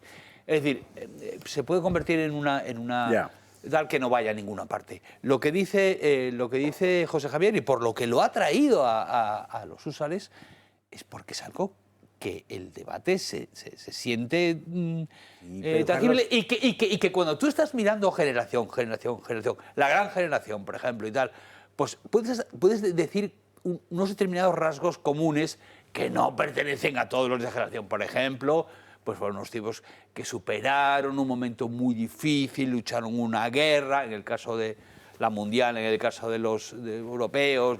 De esos ya apenas quedan. Y entonces lo pasábamos, es que los boomers nacieron, y no es que tengan culpas, es que culpa no es una palabra que no entra en ningún... Es absurdo. Sí, absurdo. Es que sí entra. Bueno, pero no, es absurdo decir. Nacieron ya en la prosperidad, no conocido otra cosa, prosperidad con paz, que es raro en el mundo. Carlos, yo no veo eso. Yo lo que señalo es que la trampa, el truco, está en presentarlo como una guerra generacional.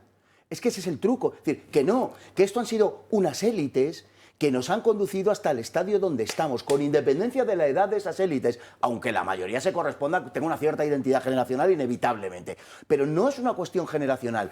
Estos, lo que están haciendo, y el discurso del señorito Gabacho, lo que está haciendo es desviar su propia responsabilidad. Te está diciendo... No soy yo quien te esquilma impuestos, no soy yo quien te priva de futuro, no soy yo quien te ha dicho no tengas hijos, ten perritos y gatitos y trae moros.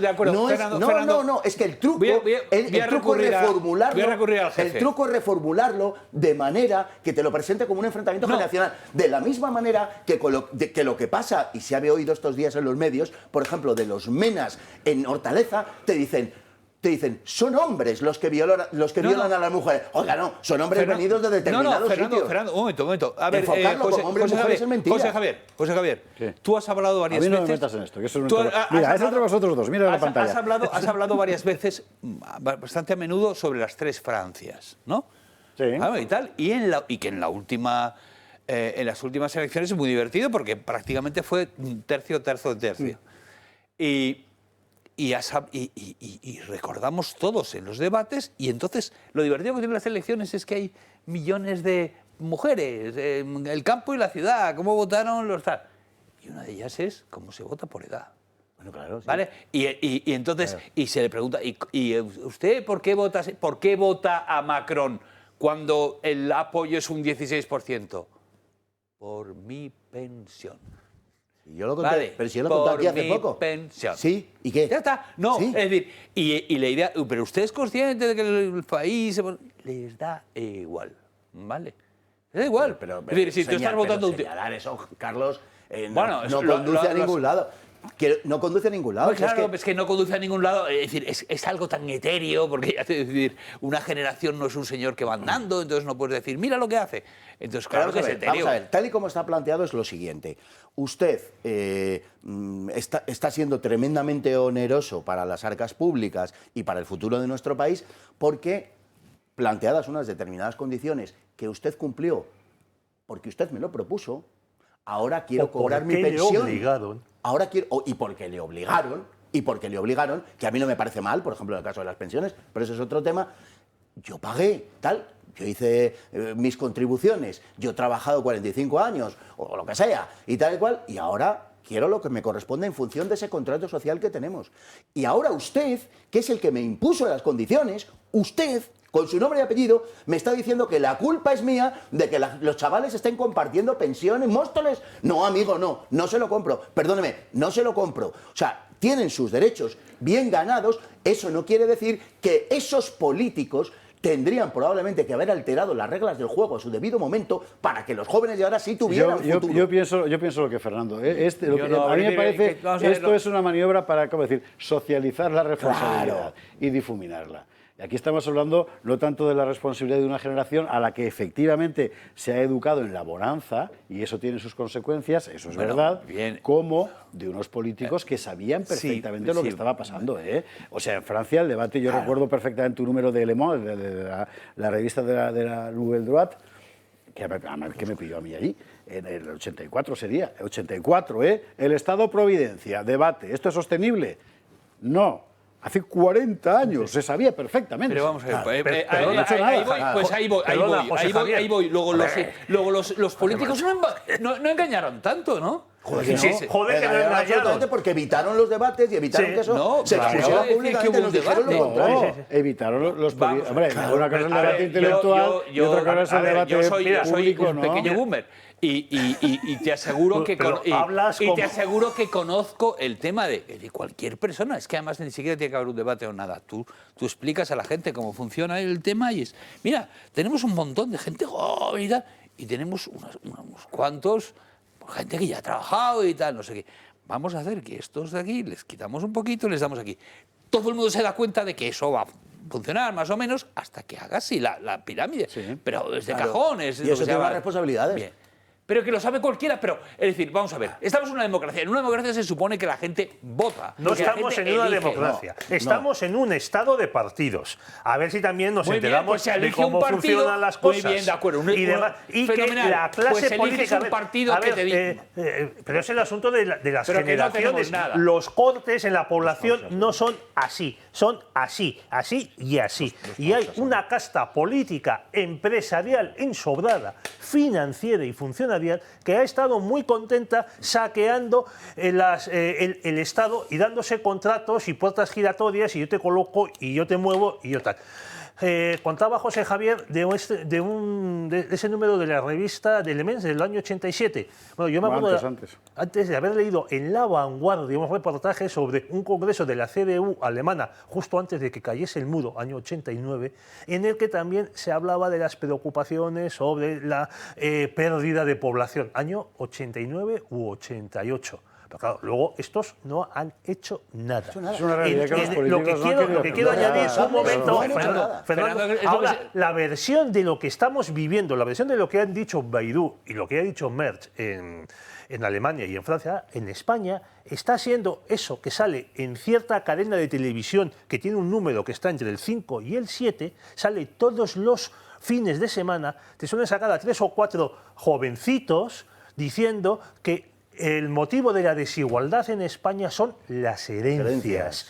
Y que los jóvenes están compartiendo piso, están compartiendo habitación en Móstoles porque hay unos viejos, unos boomers, estilo Carlos Esteban, avariciosos y tal, que son propietarios de 1 o 2 pisos y quieren sacar lo más posible por el alquiler de sus pisos. Cuando en España el 80% de los pisos son propiedad de las personas tienen 1 o 2 pisos. Señores, intentan complementar con ello la pensión. Un minuto por barba, que hay que irse a la publicidad. Carlos, Fernando. Bien, evidentemente ya sabía yo que se iba a pasar esto, porque al hablar de una cosa tan absolutamente con ejemplos y contraejemplos no se podía llegar a ninguna parte. Pero yo lo que sí quería decir es que en una democracia me da igual como has dicho tú, un régimen de partidos, se elige al partido, ¿vale? Lo que pasa es que a todos nos gusta y al partido es el primero interesado, porque dice que tengo 4 años, yo lo que tengo que hacer es ganar. Todos los economistas me dicen, esto es insostenible, pero a mí me importa una mierda que sea insostenible o no. Que lo pague el siguiente, que le llegue, que le explote en la cara al siguiente. En Suecia se hizo en los 90. Pero Suecia son suecos, ¿vale? Sí. Bueno, eran suecos. Eran suecos, son muy raros. Bueno, vale. Entonces, eso es lo primero, es decir, que hay una responsabilidad en el electorado también, ¿vale? Que son unos señores, que son los políticos, con la complicidad del votante, que dice, vale, tú me estás engañando a mí en el sentido de que me dices, sí, esto es sostenible, cuando sabes que no lo es, pero yo lo que me interesa es que esto me dure a mí un poquito, por lo menos hasta que palme. Y luego, el que venga detrás que arree. Pero tú estás pensando en un votante. ¿Y eso que dices no tú? Y tiene todo el derecho porque trabajó y es un contrato que le ofrecían, le dijeron no sé qué, pues ahora claro que tiene que decir, pues me lo dais, no sé qué. Que sí, que es verdad, pero en una situación de emergencia, a lo mejor tú tienes un derecho y dices, coño, sí, vale, tengo derecho a este enorme bocata de tal, pero veo delante, porque ha habido un desastre, a un tío muriéndose de hambre, pues le doy un trocito. Y eso es lo que yo abro, es decir, que entiendan que en una emergencia pueden decir, bueno, pues comprensible que esto no llega para todos, para que mi nieto tenga más posibilidades, no lo sé, ¿me entiendes? Sí, y me parece estupendo. Yo, de hecho, de vez en cuando, por defender esa idea que es real, desgraciadamente, de la falta de futuro de los jóvenes en España, me suelo ganar alguna que otra reconvención en términos bastante airados de personas que me recuerdan que no tengo 20 años. Y me dicen, usted no tiene... ¿Por qué defiende a los jóvenes? Pues sí, defiendo a los jóvenes. Me parece un crimen contra los jóvenes y contra la nación y contra el futuro de España la situación a la que están abocando a los jóvenes hoy. Pero un crimen de lesa patria contra la nación, directamente. Es decir, sin ambajes de ningún tipo. Al contrario. Ahora bien, los jóvenes, por esta razón, considero que tienen que embestir. Y permítaseme la imagen, pero que embistan contra la muleta adecuada. Y la muleta adecuada no es la generación que les ha precedido. La muleta adecuada son los responsables políticos, que siguen siendo los mismos partidos, los mismos financieros y los mismos medios de comunicación que les abocan a no tener futuro. No es su padre el culpable, no es su abuelo el culpable, No, son los políticos, es la oligarquía y son las élites los responsables de la situación de la juventud hoy. Más allá de expresiones en determinadas cadenas o en determinados sitios o más o menos generalizadas, expresiones individuales de personas que puedan apelar desgraciadamente al egoísmo, con lo que entre otras cosas demuestran que carecen de todo sentido nacional. Porque el sentido nacional efectivamente les llevaría a eso, a decir yo también. 30 segundos, Barbadillo, y nos vamos a la publicidad. ¿Y tú 30 segundos? Yo 30 segundos. Bueno, simplemente quiero decir que las herencias que quieren confiscar o que quieren anular mediante la subida de impuestos no son las herencias de los Botín, los Entrecanales, los Marx, los Godó. Son las herencias de la clase media, que es lo poco que le queda a los jóvenes para tener una casa en propiedad dentro de 10 o de 15 años. Es que eso es otra cosa. Y 10 segundos. Otra cosa de lo que ha dicho Carlos precisamente es que si hoy todavía hay un mantenerse por parte de mucha gente joven, es precisamente por la generación joven. Es por la generación anterior. Eso en Asturias ha dicho pasa una cosa, con las pensiones. ha dicho una cosa, Fernando, que desde mi punto de vista tiene que ser clave. O sea, hay diferentes maneras probablemente técnicas de paliar el problema, pero tanto para la gente mayor como para la gente joven. Si uno pierde de vista que de lo que se trata es de hacer sobrevivir a su propia comunidad, estamos perdidos. La gente mayor tiene que ser consciente de que sí, la eutanasia puede estar fenomenal, pero... O sea, no. Tienes que entregar algo. Y eso que tienes que entregarlo a la generación de tus hijos y de tus nietos, incluso si no tienes hijos. Y los jóvenes, me vais a perdonar, menos lloriquear y más procrear. Claro, esta es la otra. O sea, la generación de nuestros padres, o la de los 40, esos de los que hablaba antes Carlos Esteban, estaba en condiciones mucho más complicadas. Es verdad que en un país con más expectativas, pero estaba en situación objetivamente mucho más complicada. Y salieron adelante con la gran familia de Alberto Closas, ¿sabes? O sea, o hay nación pasado mañana, o ni boomers, ni X, ni millennials, ni la madre que los parió. Estarán atendiéndonos a todos a través de la Almorávides, almohades. Y la Cruz Moja. Un dato. ¿Sabes cuándo empieza el baby boom en Francia? Durante la ocupación. En el año 40-41. Señores, publicidad y a la vuelta. Hombre, vamos a hablar del tema del turismo, es importante, ¿eh? No tanto por eso. O sea, a usted lo habrá visto. Que estaban los ricos de la casta diciéndole, quédate en casa este verano, si es tendencia. Hijos de su madre que te parió. La Publi lo vemos. Estamos de vuelta, gato de viernes, gato de úsares, y hay un asunto del que me gustaría hablar más que nada porque objetivamente es importante, lo es para la economía nacional, que en buena medida depende, como usted bien sabe, del turismo, y este año ha sido muy malo, y luego porque además se ha mezclado con una de estas argucias sociológicas, de los mensajes que el poder te manda para ir minándote poco a poco la moral, y que es, ¿cómo has dicho que se llama eso? Staycation. Bueno, que básicamente significa que se queda usted sin vacaciones, que no va a ningún lado, que al fin y al cabo lo del veraneo está sobrevalorado, como dijo Alberto Núñez Feijóo, que también desde luego no se puede ser más inoportuno, hijo mío, de verdad, joder. En fin, otra palabra. Y bueno, que hemos visto a Calleja, ¿verdad? Diciendo que él es feliz en una camper, si la naturaleza ya está, y tienes una mansión con helipuerto, macho, pero bueno, de verdad. En fin, Magali Bujía. Este verano el turismo en España no brilló como se esperaba. El gasto cayó y en regiones claves como Baleares y Andalucía, el consumo turístico se redujo hasta un 10%. Las estancias fueron más cortas, los hoteles apenas aumentaron las pernoctaciones y los precios se dispararon. Dormir una noche cuesta hoy un 40% más que hace 4 años. Por los datos que vamos percibiendo, creo que estamos asistiendo a un aterrizaje suave, es decir, no estamos en los crecimientos que veníamos acumulados en años anteriores si lo comparamos en año con año. La conclusión es clara, se viaja, sí, pero menos días y se gasta menos. Y ahí aparece la otra cara de la moneda, la moda de quedarse en casa. No es por convicción ecológica ni por un nuevo estilo de vida zen. Lo que he notado es un descenso del consumo interno en cuanto a al consumo que hace el cliente, no solamente en los puntos de venta del propio establecimiento, bares, cafeterías, algún establecimiento tiene restaurante a la carta, sino también influido por la hostelería que está vinculada a esos establecimientos o a esas zonas turísticas. Ahí sí hemos notado desde prácticamente el comienzo de la temporada del mes de junio un descenso en cuanto a esa caída del consumo. Es simple, no hay dinero. Hoteles que cierran por falta de reservas, restaurantes medio vacíos, turistas que compran en el supermercado y se hacen el bocadillo en lugar de sentarse en un bar. Mientras tanto, se nos vende la escasez como virtud. Serás feliz sin tener nada, repiten. Un mantra que suena mejor cuando llevas un Rolex de 15.000 euros en la muñeca. Y que todavía suena más absurdo cuando vemos a, por ejemplo, Jesús Calleja, dueño de una mansión con helipuerto y rocódromo, presumir que ahora viaja en una furgoneta camper incómodo, durmiendo en campings, y como si se tratara de una revelación espiritual. Es como un microapartamento con ruedas que buscas las mejores vistas del mundo. Y las vistas desde aquí. Te levantas por la mañana, te pones ahí a exponerte, a vaguear, a mirar por allí. Es que te cuesta hasta levantarte, luego te haces el cafecito, el desayuno.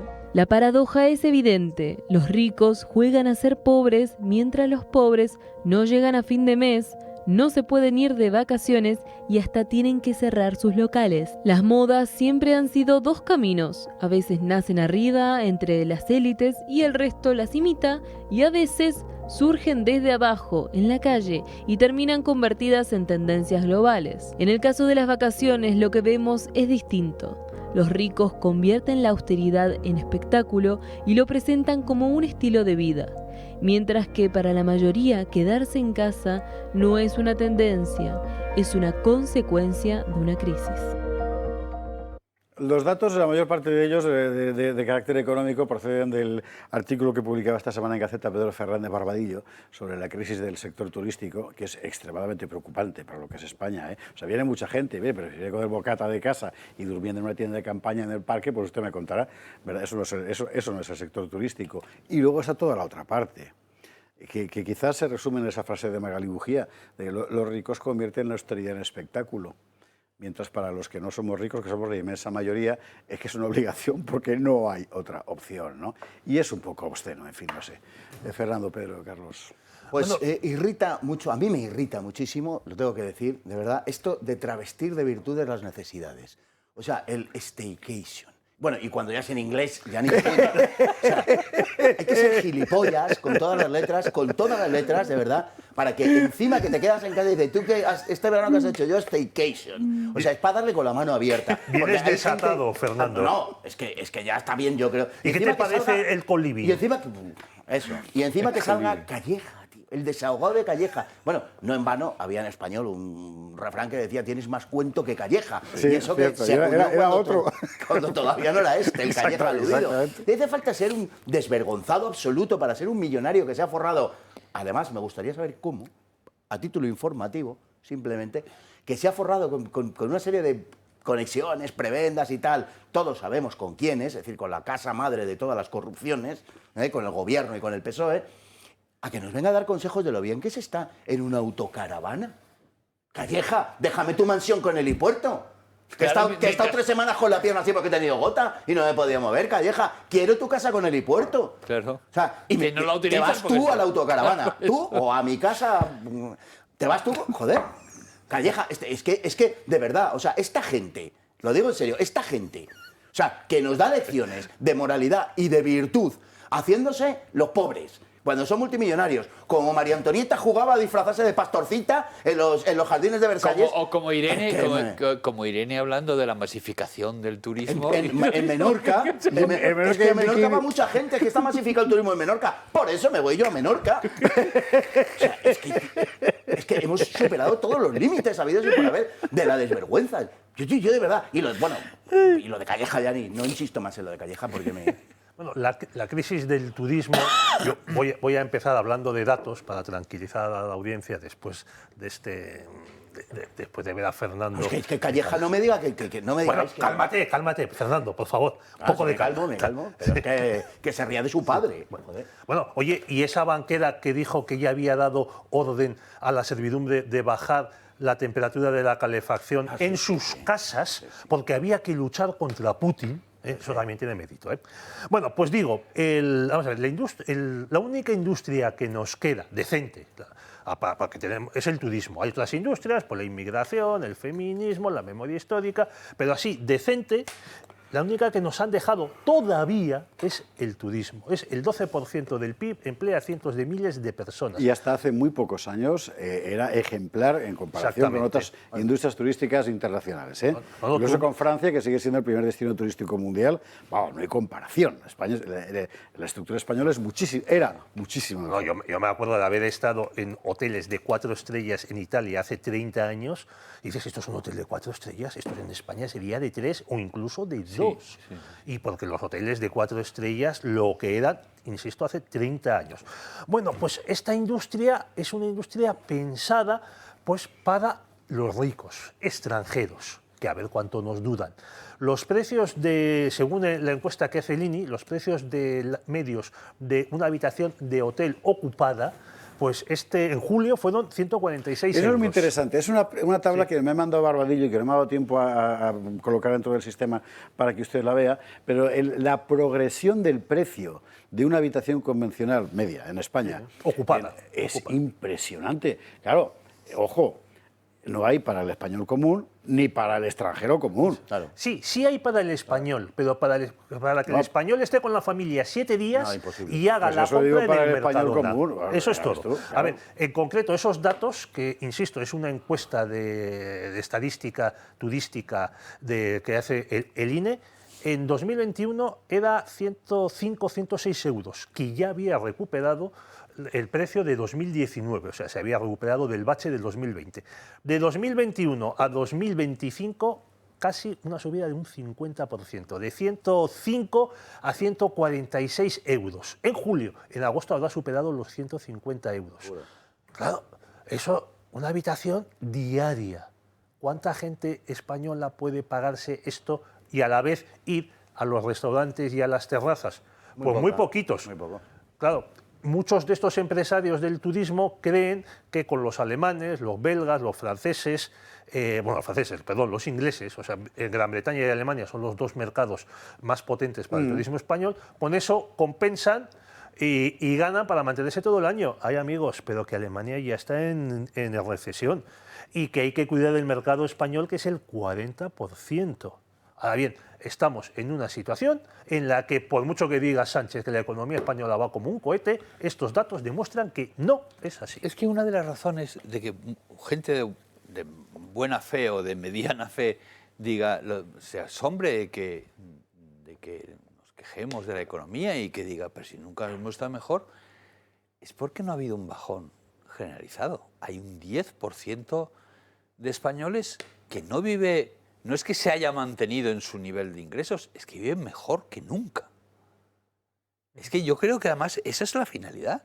Yo creo que la finalidad es una economía brasileña. Que haya una casta que lo tenga todo. No es como antes, que viva mucho mejor que los demás, sino que lo tenga todo. ¿Vale? Esa idea, por ejemplo, que nos vendía el Fondo Monetario Internacional de mejor no tener nada en propiedad, sino que tú vas alquilando en vez de tener un coche, pues alquilas un coche, alquilas una casa, alquilas un todo, lo que sea. Esa idea es, vale, y entonces nadie va a ser propietario de nada. No, las cosas van a tener un propietario y no vas a ser tú. Uno. Eso es. Entonces, yo creo sinceramente que se avanza, que hay gente que avanza conscientemente hacia eso, deliberadamente hacia eso. No creo que sea la mayoría, ni siquiera de ese 10%, pero sí creo que hay gente que va hacia eso. Porque digamos que es lo más inconfesable, pero el último meta del poder. Quiero vivir radicalmente diferente a la chusma. Pero además quiero que para mí no se cumplan no tenga que cumplir las leyes que tiene que cumplir. Es que no solo que tú seas rico, Es que el otro sea pobre también. Es el contraste. Yo quiero que cuando como carne, quiero saber que la gente normal no puede comer carne. Que tú no. Directamente. Claro. Cuando yo viajo, quiero saber que la gente normal no viaja. No puede viajar. Hoy lo siento. Porque esto es el planeta. También usted mucho. Sí.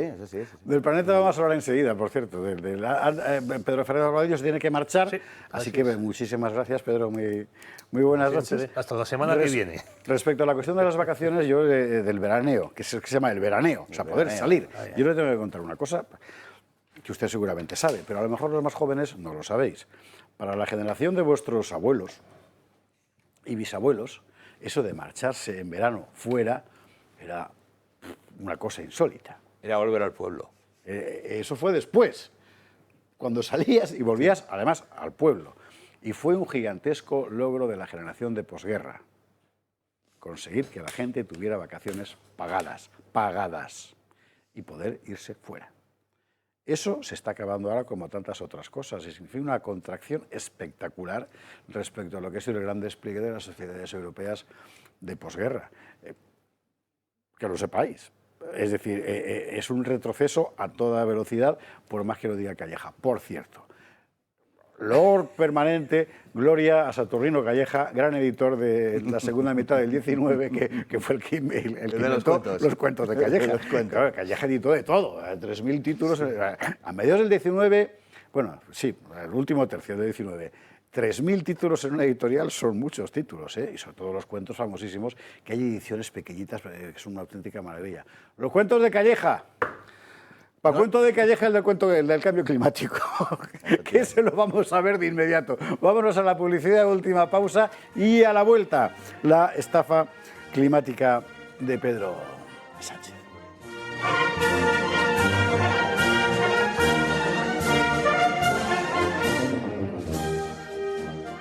Recta final del Gato al Agua, 10 minutos que nos quedan, que nos ha pasado volando el programa, para variar, y yo querría ir a la cuestión del pacto climático porque me parece muy importante, porque es una de esas estafas, ¿verdad?, de que hay que develar.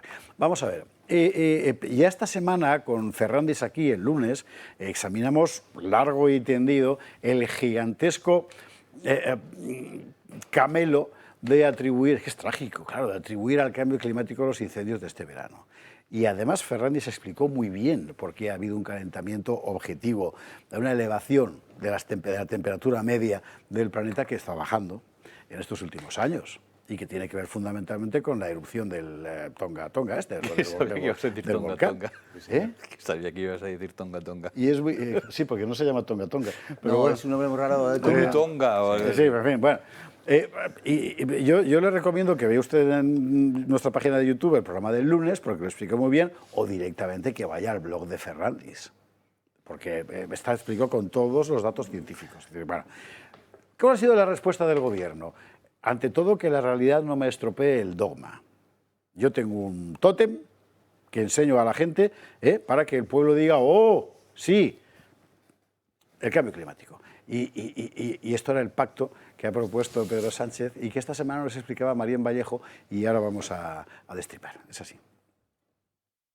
Pedro Sánchez está de vuelta, ha arrancado ya el nuevo curso político y lo ha hecho hablando de los graves incendios que han arrasado nuestro país durante este mes de agosto. Ayer reunió a sus ministros en un acto para presentar el Pacto de Estado frente a la emergencia climática. Un pacto que ha llegado hoy al Consejo de Ministros y con el que el Gobierno busca ahora hacer frente al cambio climático. Para ello, Sánchez va a proponer la creación de fondos permanentes para acelerar la reconstrucción de las zonas afectadas. Van a plantear también el compromiso de las administraciones para aumentar y mantener durante todo el año los medios técnicos y humanos necesarios. Además, para garantizar que este sistema vaya a funcionar, el presidente quiere crear una agencia estatal de protección civil y emergencias. Pero los incendios no es el único problema que entra en este pacto. El Gobierno quiere también desplegar una respuesta nacional de resiliencia hídrica para hacer frente a la sequía o a fenómenos como la Dana de Valencia. También pretende crear una red de refugios climáticos para las olas de calor y promover promover una cultura cívica de prevención y rápida reacción ante emergencias. Para todo ello, el Gobierno ha hecho hincapié en que es necesario el apoyo y el compromiso de todas las comunidades autónomas. El Consejo de Ministros ha aprobado hoy este pacto y ahora el Gobierno prevé presentarlo también ante los gobiernos de Portugal y de Francia. Además, el Partido Socialista y Sumar van a solicitar en las próximas semanas la creación de una subcomisión parlamentaria en el Congreso de los Diputados. Es muy interesante lo siguiente. Para el Gobierno es mucho más importante mantener vigente un discurso que sea falso, es lo de menos, que le permite, ¿cómo decir?, vertebrar, estructurar su política de inversiones, sus connivencias con los lobbies, etcétera, que solucionar el problema objetivo. Volvemos un poco a cómo hemos empezado el programa con la cuestión de la inmigración y de la delincuencia. ¿Y diario basado en realidad? Hoy diario basado en... Refugios climáticos, paz. Pero los refugios climáticos me han matado, no sé qué van a hacer con una nevera, tío. De verdad. Serán como los puntos violeta, exactamente igual de útiles. Sí, me imagino. Y como los puntos violeta servirán para colocar a mucha gente, otros que fabricarán no sé qué, otros que es el primo del concejal de no sé dónde. Que vamos a los garbanzos. Vamos a lo egipcio. Lo del volcán en cuestión, yo lo recuerdo porque hicimos un programa aquí, hace unos 4 años aproximadamente, con Alex Lahaim, contando esto y diciendo, ustedes no se acordarán, pero durante 3 o 4 años, según la NASA, que en fin, algo es sabe. la NASA, algo sabe de esto, y no está al servicio precisamente, y menos en aquel momento donde estaba Biden, al servicio de ninguna extraña conspiración, la NASA está diciendo que por la erupción de este volcán, durante eso, me parece que eran 4 años, se iban a vivir temperaturas un poquito más altas en todo el mundo, que iba a afectar a todo el globo, etcétera y tal. No se acordarán porque lo decimos ahora, pero ya verán cómo durante todo este tiempo nos van a dar la paliza con el asunto del cambio climático. Y efectivamente, se ha verificado punto por punto y ahora nadie quiere, digamos, acordarse de aquel informe de la NASA donde se señalaba lo de la erupción volcánica, ¿no? Lo de los incendios, o sea, es una de las cosas en donde... Es como lo de Calleja un poco. Una de las cosas donde ya se ha superado un determinado límite. Han pillado a los pirómanos. Pillan a los tíos con la lata de gasolina. La gracia del Twitter es, han pillado otro cambio climático. O sea, es acojonante. Nos dicen que es una cosa impersonal y tal, no sé qué, como el cambio climático. No, el cambio climático no hace arder los bosques, caballeros. Que no, que es un señor, Agapito Jiménez, no sé, un señor que va con la lata de gasolina, coño, y le prende fuego al bosque. Eso y las imprudencias y otras derivadas y tal de la aplicación del Pacto Verde y de la Agenda 2030, que no permite tratar el campo y el bosque en general como se había venido haciendo hasta ahora, porque es doctrina de los urbanitas progres, valga el pleonasmo, mientras que la gente que verdaderamente conoce el campo se ve imposibilitada de tratarlo como lo han hecho durante, bueno, iba a decir generaciones, ¿no? Cabras. Desde el Neolítico. Cabras. O sea, es así. Es así. Bueno, pues nos venden que es el cambio climático. Es increíble, pero claro, todos estos están untados, tienen negocios y hay un proyecto ideológico porque al final el cambio climático es la espina dorsal que justifica el resto de políticas. Oiga, que nos vamos a quedar sin... que no hay planeta B, eso que te dicen. Hombre, sería para recordarles que tampoco hay España B, ¿sabes? Sí, cuando nos meten a todo hasta tal. Oiga, que no hay España B. Oye, utilízalo, es muy bueno. Pues no hay planeta B. Y entonces nos están te contando dirán que sí, pero por lo menos hay Al-Ándalus. Que fue un modelo de... Ya hablaremos de Al-Ándalus. De convivencia de las 3 culturas y tal. Bueno, yo quiero hacer un ruego, ¿vale? Ruega. Quiero hacer un ruego porque quiero dirigirme a la gente que está absolutamente convencida hasta el último detalle de la dogmática, de la vulgata climática, ¿vale? La gente que cree realmente todo lo que dice el IPCC. Bien, vamos a suponer que es exactamente así, que hay un cambio, que se está produciendo un cambio climático, digamos, permanente, que con unos efectos apocalípticos, que es antropogénico y que lo produce fundamentalmente el carbono, las emisiones de carbono. Bien. Si alguien en España, si algún político en España o incluso en Europa le habla de cambio climático y de medidas contra el cambio climático, es un sinvergüenza. Es un sinvergüenza y le está robando. ¿Por qué? Si es un reto tan tremendo. Porque, por ejemplo, China es responsable del 35% de las emisiones de carbono. Mira tu cámara, mira la 1 para darle más patetismo al momento. Es responsable del 35% de las emisiones, ¿vale?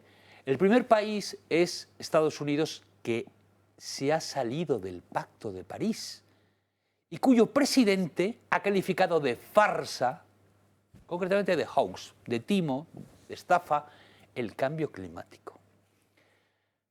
No tenemos los dos. India dice que bueno, que sí, que el cambio climático, por supuesto, pero que ellos están desarrollándose, que se le quite tal. Es decir, España es responsable del 0,5% de las emisiones a la atmósfera de CO2.